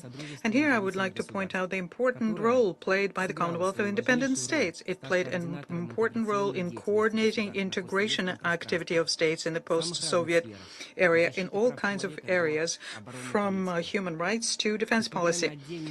Despite some criticism against the CIS, the organization managed to implement one of its main tasks, namely to mitigate the process of the USSR dismantlement and soften its negative consequences to the countries in the region. It became a central organization as a universal platform for dialogue between states and an instrument of maintaining human contacts.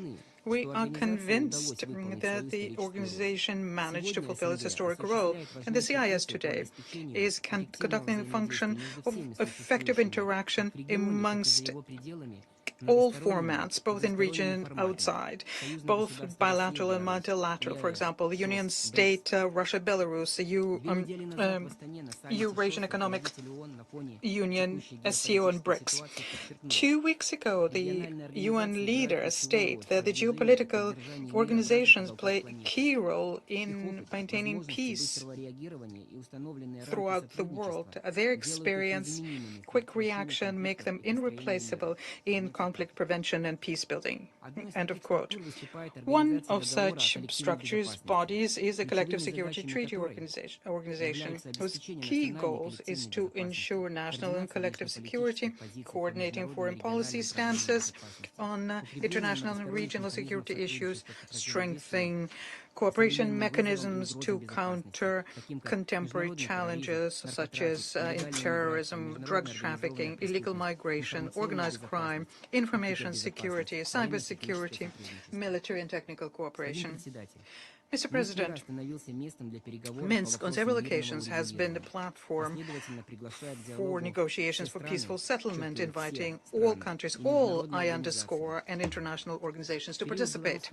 During Belarus' presidency of CSTO, Belarus put forward the initiative according to which was suggested that the Eurasian Charter on Plurality and Multipolarity be developed to develop the main parameters and principle for the security architecture in the Eurasian area.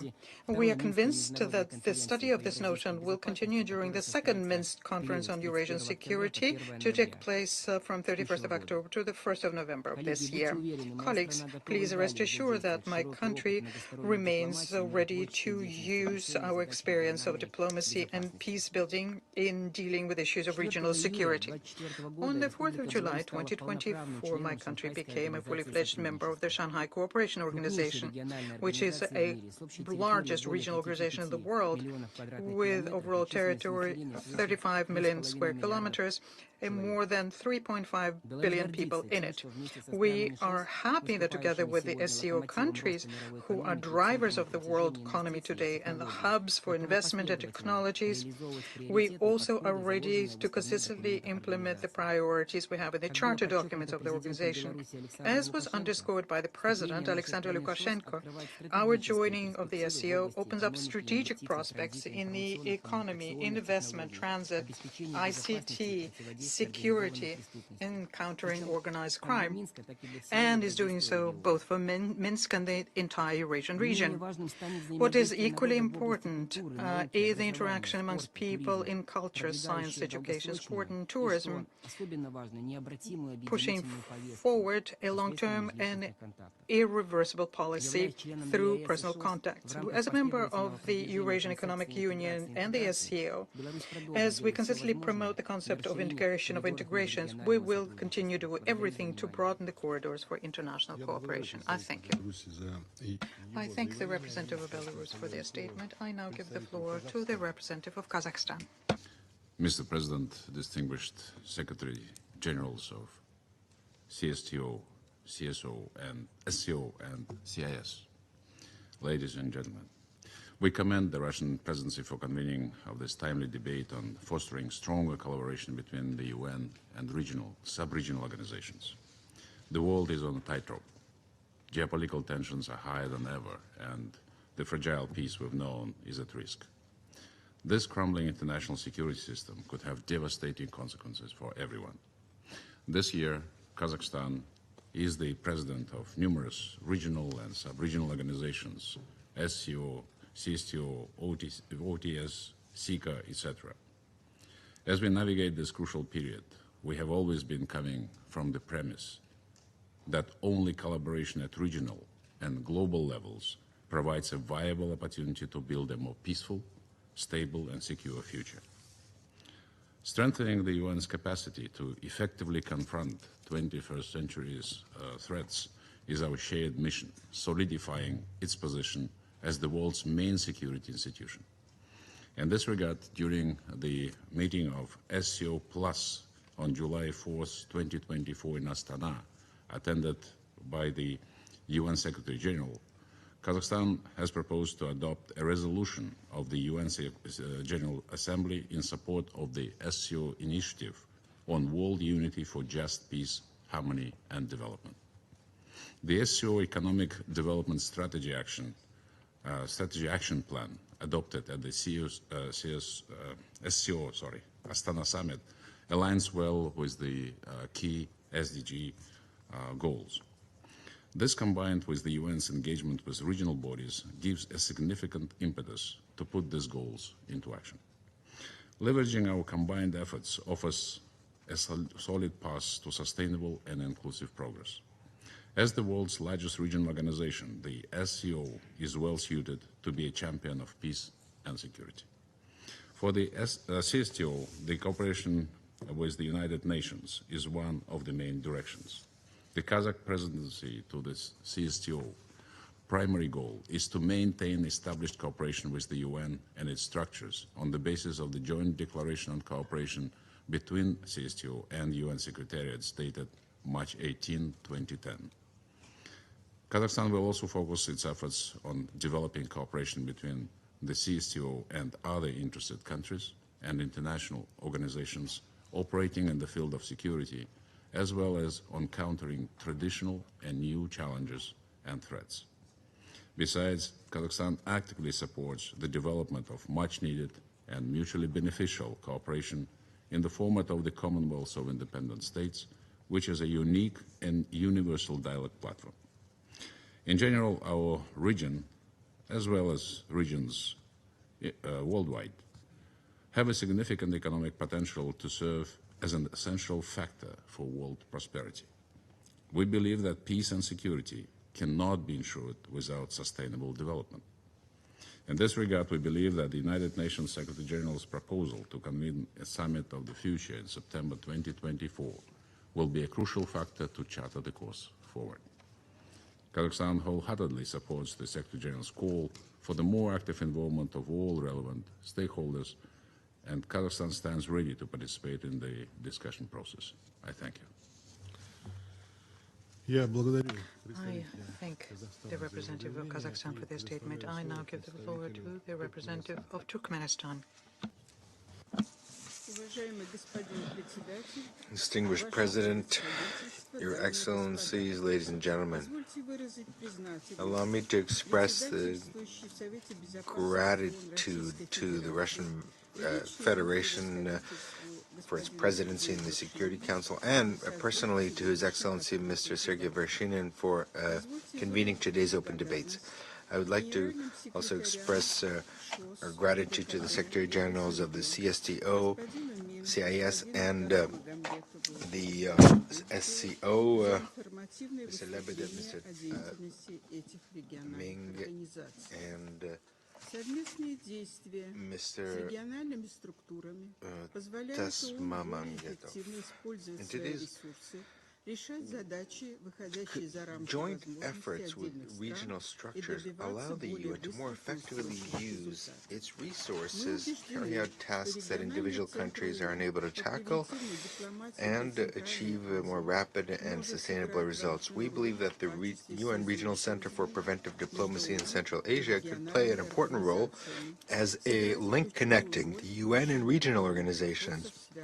It can play a key role in resolving urgent issues related to strengthening international security. Mr. President, Turkmenistan is actively taking part in the work of the Commonwealth of Independent States in line with its neutral status, which has been recognized by the United Nations. Our proposals, which have been put forth in the framework of the Commonwealth, are fully in line with the initiatives that Turkmenistan has promoted within the United Nations. This pertains first and foremost to issues of peace and security and sustainable development. Our country actively cooperates with member states of the CIS by promoting issues of economic cooperation, diversification of energy and transport in the framework of the north-south and east-west corridors, as well as expanding logistical capacities. Turkmenistan is also developing cooperation and sharing experiences in such areas as science, education, tourism, sport, and culture.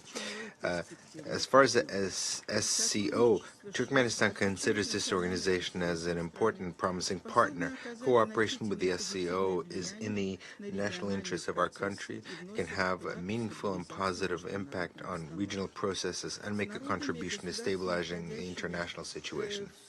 The peoples and states that are members of the Shanghai Co-operation Agreement, or those that work with it, share deep historic ties with our country. They share close geographical proximity and common values and a worldview. Today, there's also a mutual interest in economics, trade, investment, and technology. Cooperation between the UN and regional organizations can take different forms. These include joint peacekeeping operations, exchange of information, capacity building, and coordinated diplomatic efforts are just a few examples. By pooling resources and experience, we can significantly enhance our collective ability to prevent conflicts, respond to crises, and to build a more sustainable world. Turkmenistan has consistently advocated for strengthening cooperation between the UN, the CIS, and SCO. In this connection, we fully support the relevant resolutions of the General Assembly of the UN and welcome the reports of the Secretary General on their implementations. We will also continue to cooperate with regional organizations in achieving peace and security in Afghanistan. Our position consists of cooperating with the current authorities of Afghanistan to avoid a humanitarian crisis and the radicalization of the Afghan people. Implementing infrastructure projects is the key to ensuring stability and peace in Afghanistan. Through the joint efforts of the UN and regional organizations, we can build a more secure, stable, and prosperous world. Turkmenistan is ready to actively and fruitfully cooperate to this end. Thank you very much for your attention. I thank the representative of Turkmenistan for your statement, and I now would like to give the floor to Tajikistan. Mr. President, Excellencies, at the outset, I extend my gratitude to the Russian presidency of the Council for initiating today's important debate. I also wish to thank our briefers for their comprehensive and insightful briefings. Mr. President, as a member state of the Shanghai Co-operation Organszation, the Commonwealth of Independent States, and the Collective Security Treaty Organization, Tajikistan believes that the relationship between the UN and this regional organization should exemplify effective interaction between global and regional entities. This collaboration should enable these regional organizations to complement the efforts of the UN and its Security Council in maintaining international peace and security. The annually adopted SCO, CIS, and CSTO declarations consistently emphasize that the UN remains the leading universal international body for maintaining global security. This declaration also reaffirmed the commitment of SCO, CIS, and CSTO member states to the principles of the UN Charter and to strengthening its central role in coordinating international affairs. Mr. President, the relationship between the SCO and the UN has been actively developing since 2004, particularly in countering terrorism. The SCO advocates for coordinating actions under the UN auspices to combat the threats of terrorism and is keen on further expanding cooperation with the UN in implementing the global counter-terrorism strategy. Currently, joint efforts are underway to improve SCO, especially by modernizing it and creating new bodies, including those countering narcotics. To this end, we look forward to active cooperation between the UN Office on Drugs and Crime and SCO Anti-Narcotic Center, which will be established in Dushanbe, Tajikistan. Taking this opportunity, we congratulate Kazakhstan on its successful chairmanship of the SCO and assure China of our full support during its current chairmanship, particularly in promoting SCO-UN cooperation. Mr. President, Tajikistan has advocated for more substantive and close cooperation between the CIS and the UN for the past 3 decades. The statement on the principles on international relations in a multipolar world adopted following the CIS summit in Bishkek in 2023 demonstrated the common approach of CIS member states to current global trends and firmly stated that the main responsibility for maintaining international peace and security should lie with the UN Security Council. In a rapidly changing world, the CIS consistently pursues a path of further deepening interaction, adhering to a line that excludes bloc, ideological and confrontational approaches to solving pressing problems of international and regional development. The practical basis for this work in the CIS includes coordinated measures to adapt the Commonwealth to modern realities and the concept for its further development. I also wish to note that Tajikistan will support Russia's current presidency in the CIS. Mr. President, over the past period, the CSTO has established itself as an important actor in strengthening peace and ensuring regional security and stability. The organization consistently demonstrates its potential to minimize collective security threats and respond to modern challenges. Tajikistan supports the STO's focus on expanding its international activities and strengthening its authority, including under Kazakhstan's current chairmanship. In this context, cooperation between the CSTO and the UN and its specialized agencies should serve as an example of mutually beneficial dialogue. I would like to recall that 3 years ago, under the Tajik presidency in CSTO, the activities of the observer and partner institutions were launched, which indicated that the CSTO's commitment to the principles of openness towards its partners, particularly the UN.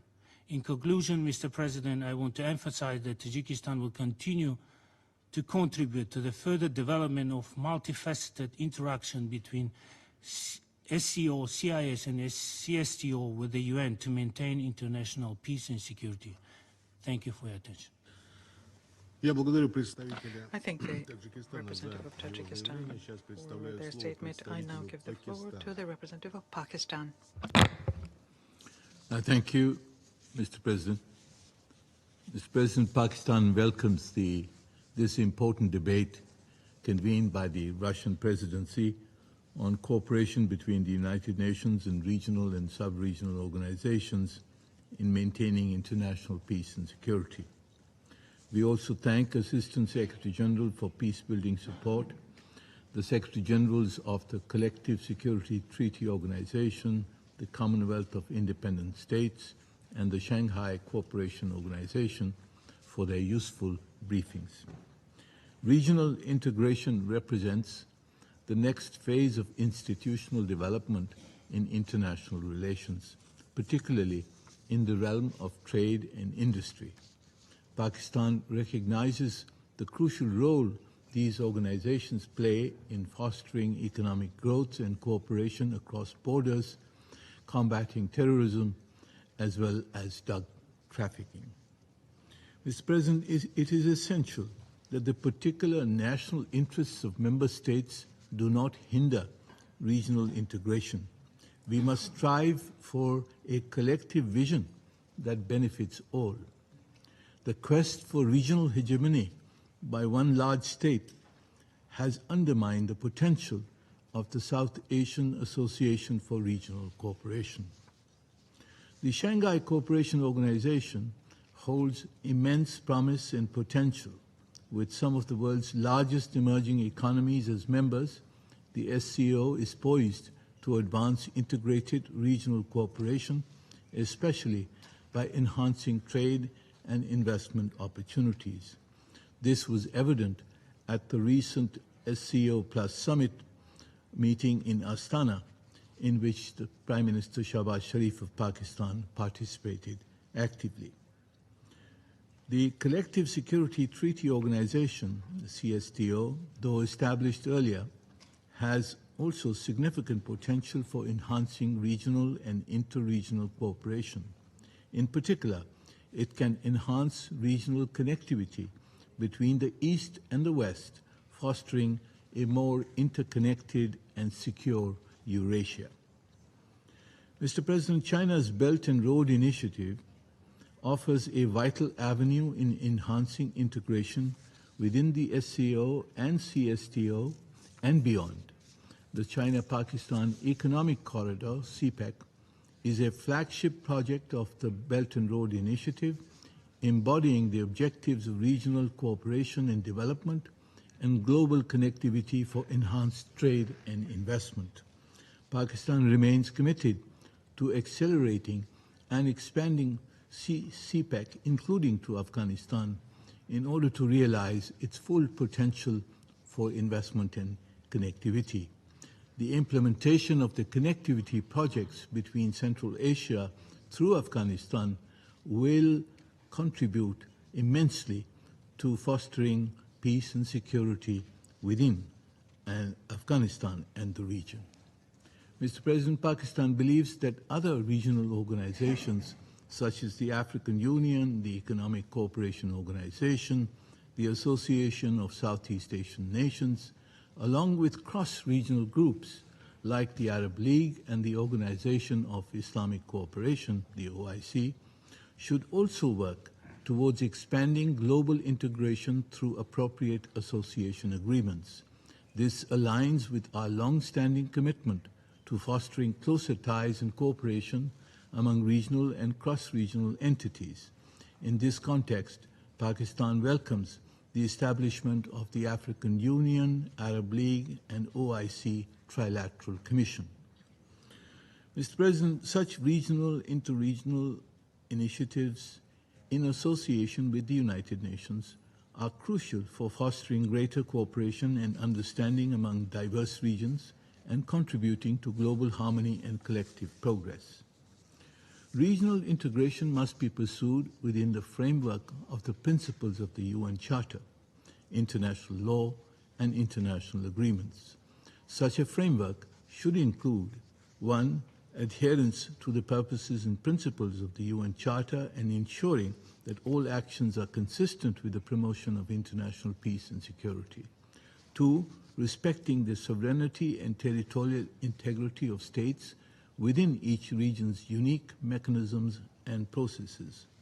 3. Preventing anyone, 2, or a few states from dominating regional organizations or imposing their will on others in accordance with the tenets of equality, mutual respect, and equity in relations among sovereign states. 4. Regional cooperation should aim to provide support to less developed economies to achieve their full potential and thereby contribute to the achievement of the Sustainable Development Goals and climate goals.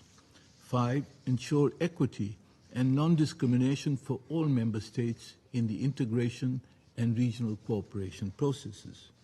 6. Accord priority to promoting connectivity projects and building sustainable infrastructure to further integration, investment, trade, and development. And finally, enhance the essential role of digital integration and cooperation to accelerate regional cooperation, investment, and establish the modern, regionally and globally integrated modern economies. Mr. President, by adhering to these principles and working together, we can harness the full potential of regional organizations to create a more integrated, prosperous, and stable world. Pakistan remains committed to these objectives and looks forward to continued collaboration with the United Nations and with all regional and cross-regional partners. I thank you, Mr. President. I thank the representative of Pakistan for your statement, and I now give the floor to India. Thank you, Mr. President. At the outset, I would like to congratulate you for organizing this meeting on an important subject of cooperation between the United Nations and regional and sub-regional organizations, with a specific focus on CSTO, CIS, and SCO. I also thank the briefers for their useful insights. Chapter 8 of the UN Charter ascribes a special role to the regional organizations for dealing with matters relating to the maintenance of international peace and security.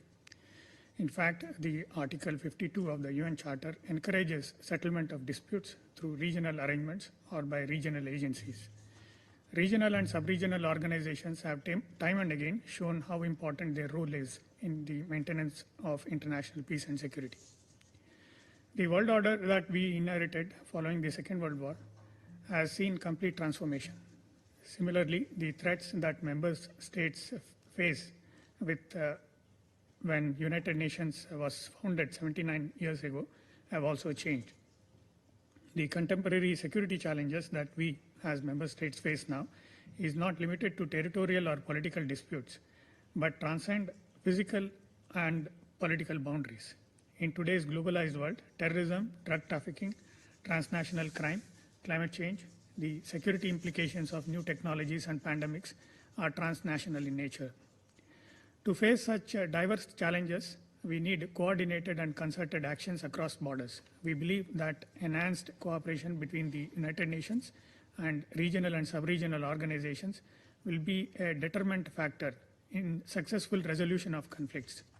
Today's meeting, focusing on cooperation between the UN and CSTO, CIS, and SCO is therefore very timely. In this context, we note the ongoing cooperation between the UN and these organizations based on UNGA resolutions. We also acknowledge the work of UN Regional Center for Preventive Diplomacy for Central Asia. We also note with appreciation that 2024 marks 30th anniversary of CIS becoming an observer at UNGA. India shares deep civilizational ties with the people of Central Asia. The diplomatic relations between India and Central Asia countries, including CSTO members, have completed 3 meaningful decades. On this occasion, Prime Minister Shri Narendra Modi hosted the first ever India-Central Asia Summit in January 2022. The meeting was attended by 3 CSTO members, Kazakhstan, Kyrgyzstan, and Tajikistan, as well as Turkmenistan and Uzbekistan. The summit was symbolic of the importance attached by leaders of India and Central Asian countries to a comprehensive and enduring India-Central Asia partnership. India attaches great importance to SCO for peace, security, stability, and economic development in the region. This was evident from India's successful presidency of SCO in 2022-23. India's priorities in SCO are shaped by Prime Minister's vision of Secure SCO. Secure stands for security, economic cooperation, connectivity, unity, respect for sovereignty, territorial integrity, and environmental protection. India has also consistently advocated respect for sovereignty and territorial integrity for connectivity and infrastructure projects. Recognizing the centrality of Central Asia to SCO, India has prioritized interests and aspirations of Central Asia.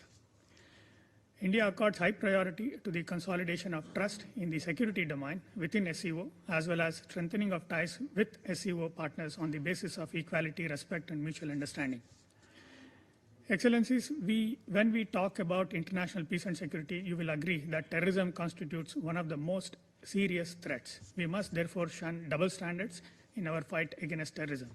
Certain countries are using terrorism as an instrument of state policy. Such an approach has the potential to affect cooperation in multilateral platforms, including at the SCO. We must reaffirm our resolve to fight terrorism in all its forms and manifestations, and we must crack down on all forms of support to terrorism, including its financing. There is a need for full implementation of UNSC resolution and targeted sanctions on terrorist individuals and entities to counter terrorism effectively.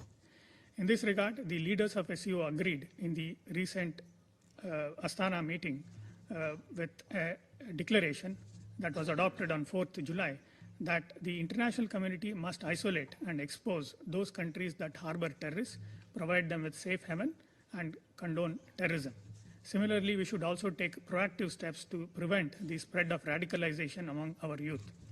The joint statement on the subject of radicalization issued during India's SCO chairmanship in 2023 symbolizes our shared commitment in the fight against radicalization. In the backdrop of increasing regional conflicts and with new and complex security challenges, the SCO regional anti-terrorist structure is playing a significant role in strengthening cooperation among the member states. We need to further strengthen the role of SCO RATS in the fight against the 3 evils of terrorism, separatism, and extremism. And in this regard, the program of cooperation for 25-23 approved at the Astana summit is a welcome move. India is also actively contributing to the discussion on setting up a universal center in Tashkent. Mr. President, in the spirit of our cooperation and support to the Central Asian countries region, India has offered $1 billion line of credit for priority developmental projects. India is also providing grant assistance for implementation of high-impact community development projects for furthering socio-economic development in the countries of the region. We have created India-Central Asia Dialogue Platform for strengthening cooperation between India and Central Asian countries. The signing of contract to develop Chabrar port in Iran recently is a testament of our commitment towards realizing the potential of the place as a connectivity hub for Afghanistan and Central Asia.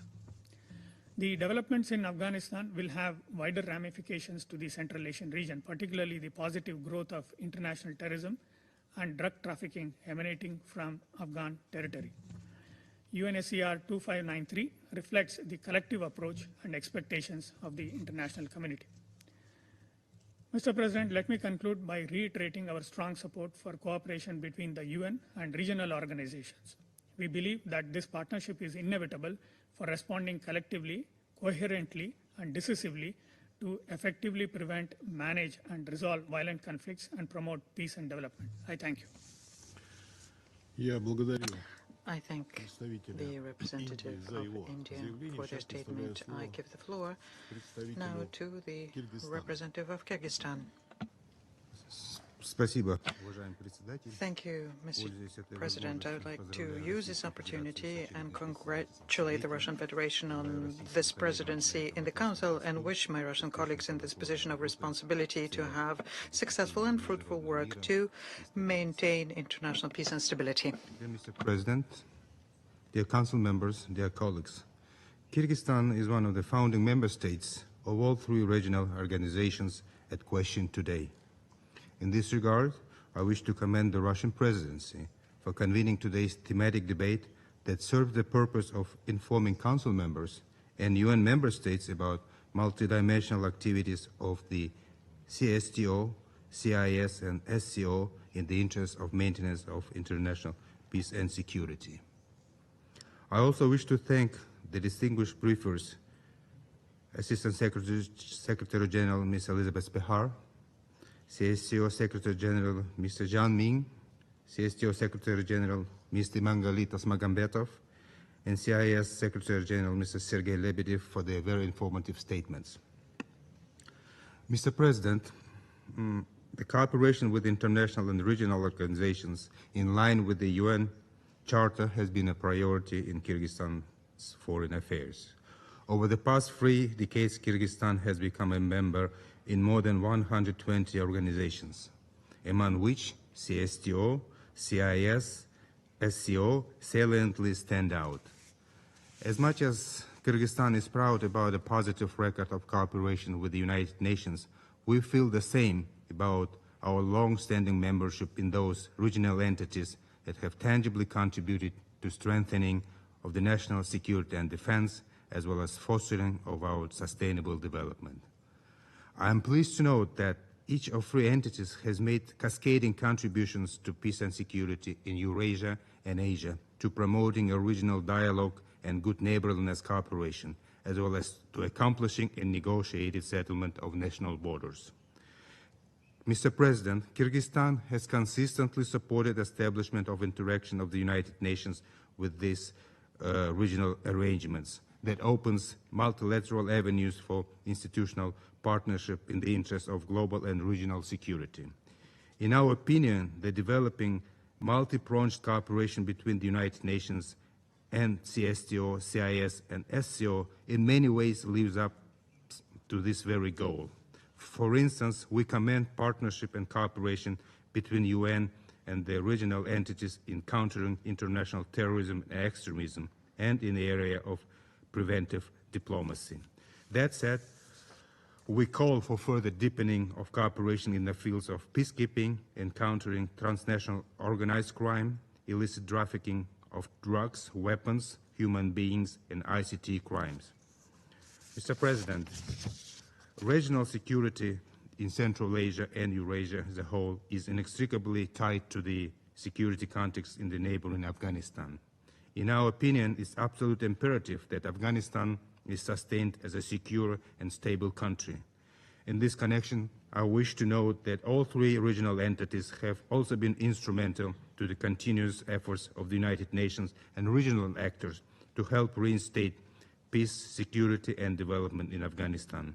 On its part, Kyrgyzstan has always expressed a resolute support to the UNAM operations and has made a number of unconditional provision of humanitarian aid to the Afghan people. Mr. President, I wish to assure the Council that Kyrgyzstan will work actively on strengthening of institutional partnership and cooperation of the United Nations with these regional organizations.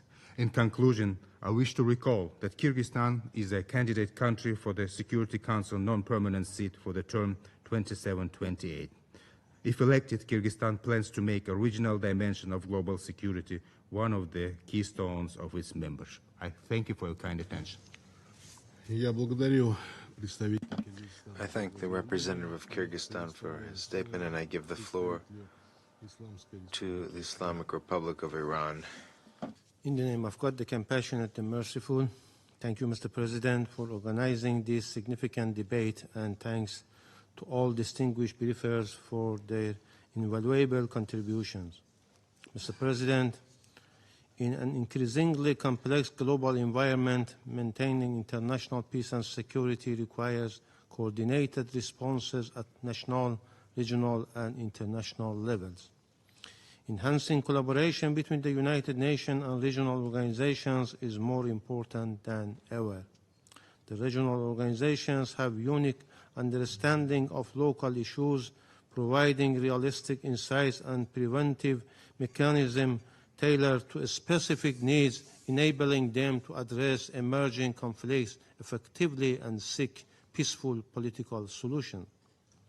The UN General Assembly endorsed cooperation with the Collective Security Treaty Organization, the Shanghai Co-operation Organszation, and the Commonwealth of Independent States through biannual resolutions under the agenda item cooperation between the UN and regional and sub-regional organizations.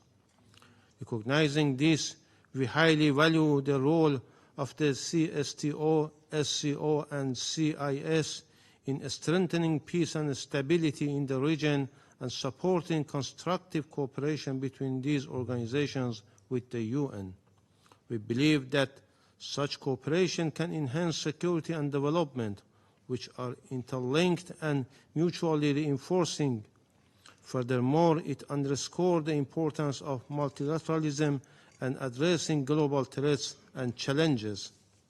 Mr. President, as a new member of the SCO, which actively participated in the 24th summit of the SCO held in Astana on 3rd and 4th July, the Islamic Republic of Iran attaches great importance to effective and enhanced cooperation between the UN and the SCO.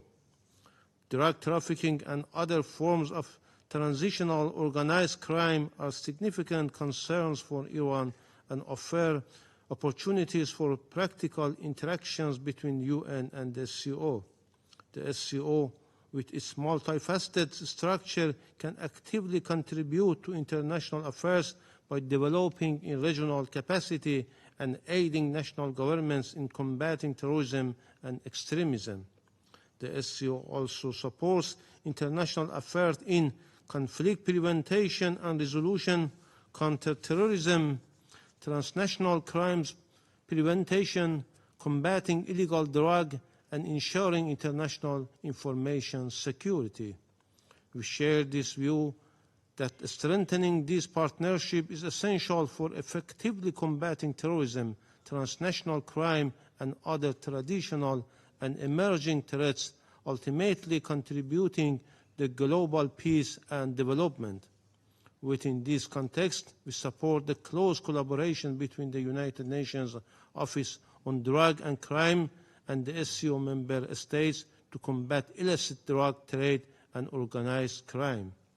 As such, joint initiative capacity building programs and information exchange between the SCO and the UNODC will enhance the ability to disrupt criminal networks and reduce the impact of these activities on societies. Mr. President, given the pressing challenges Afghanistan faces, we believe that the enhanced cooperation between the UN and SCO has significant potential to foster stability and development in Afghanistan.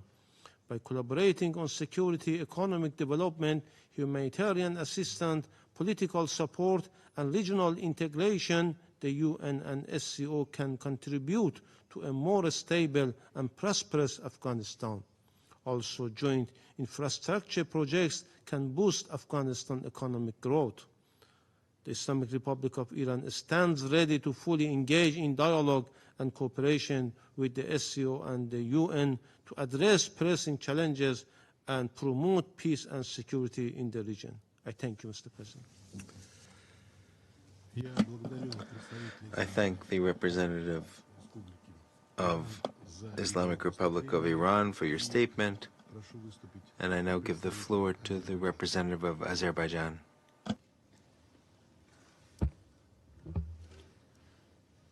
Mr. President, allow me to begin by expressing our appreciation to the Presidency of the Russian Federation for convening this important debate.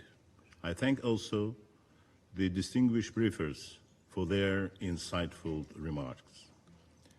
Mr. President, the Republic of Azerbaijan is an active participant in numerous international and regional organizations and views them as essential to promoting cooperation and understanding among nations.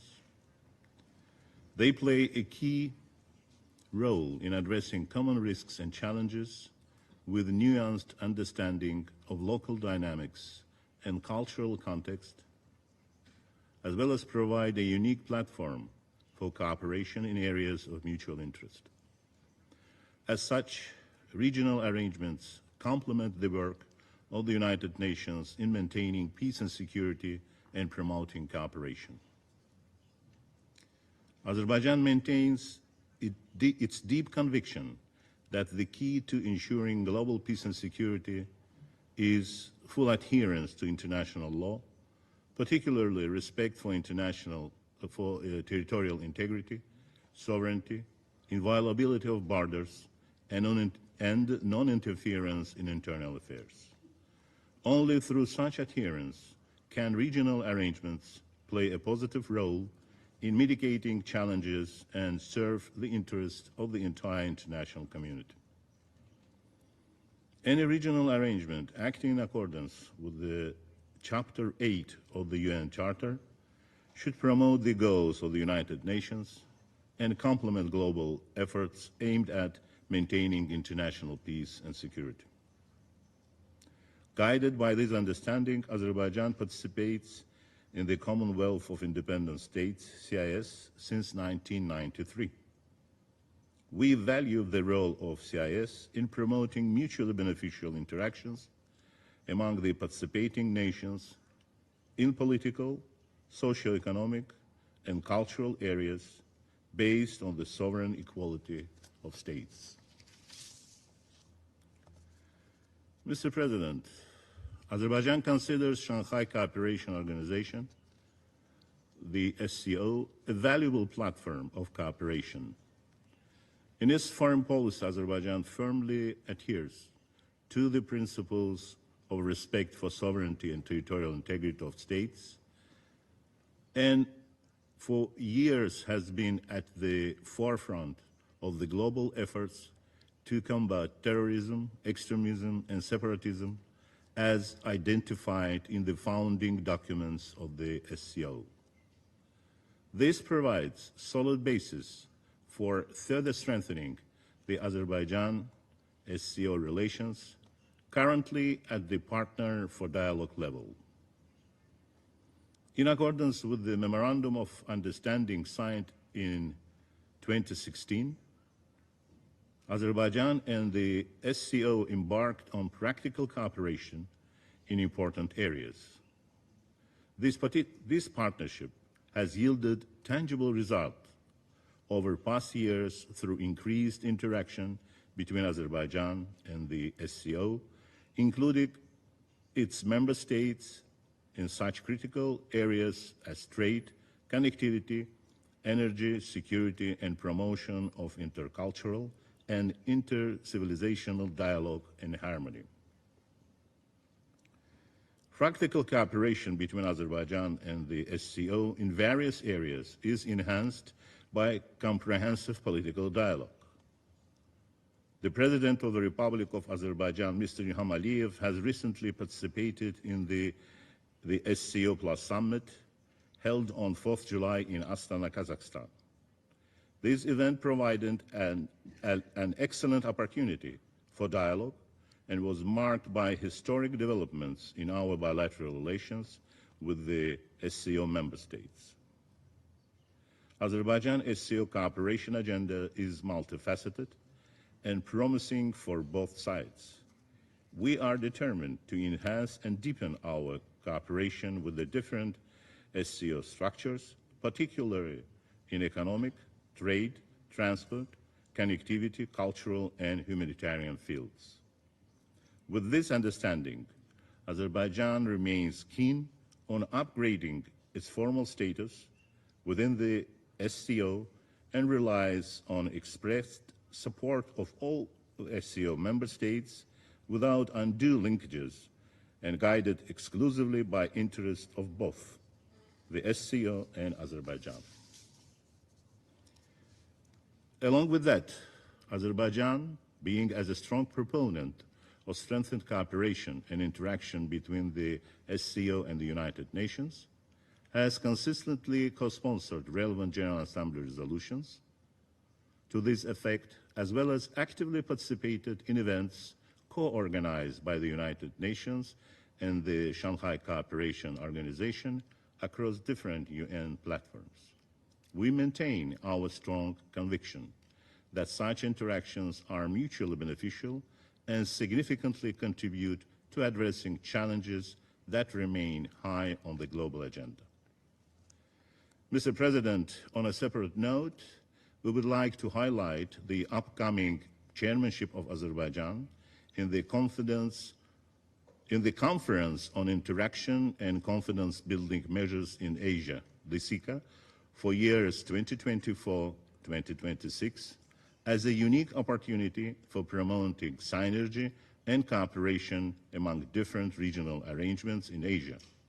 In the course of its chairmanship, Azerbaijan will prioritize the increased interaction between the CICA and other Asian regional organizations that share the goal of promoting security, stability, and cooperation in Europe. I thank you, Mr. President. I thank the representative of Azerbaijan for his statement, and I give the floor to Uzbekistan. Dear Mr. President, Your Excellency, dear colleagues, at the outset I would like to thank you, Mr. President, for convening this meeting, and all speakers, especially Mr. Lebedev, Mr. Tasmagambetov, and Mr. John Min, for their valuable input. We believe that multilateral cooperation is a cornerstone of a global peace, security, and sustainable development. In this context, the collaborative efforts between the United Nations and regional organizations such as the SCO and the CIS are indispensable.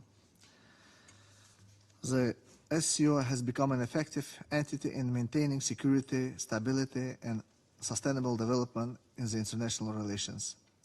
While reflecting the fundamental principles and ideas of the United Nations, the SCO serves as an important guide in developing interstate relations, countering global challenges and threats.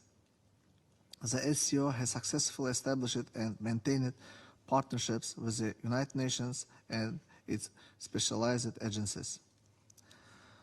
We strongly believe that participation of Mr. Antonio Guterres, UN Secretary General, in the Shanghai Co-operation Organszation Summit in Astana on 4th July 2024 made a significant contribution to the further development of cooperation between the two organizations.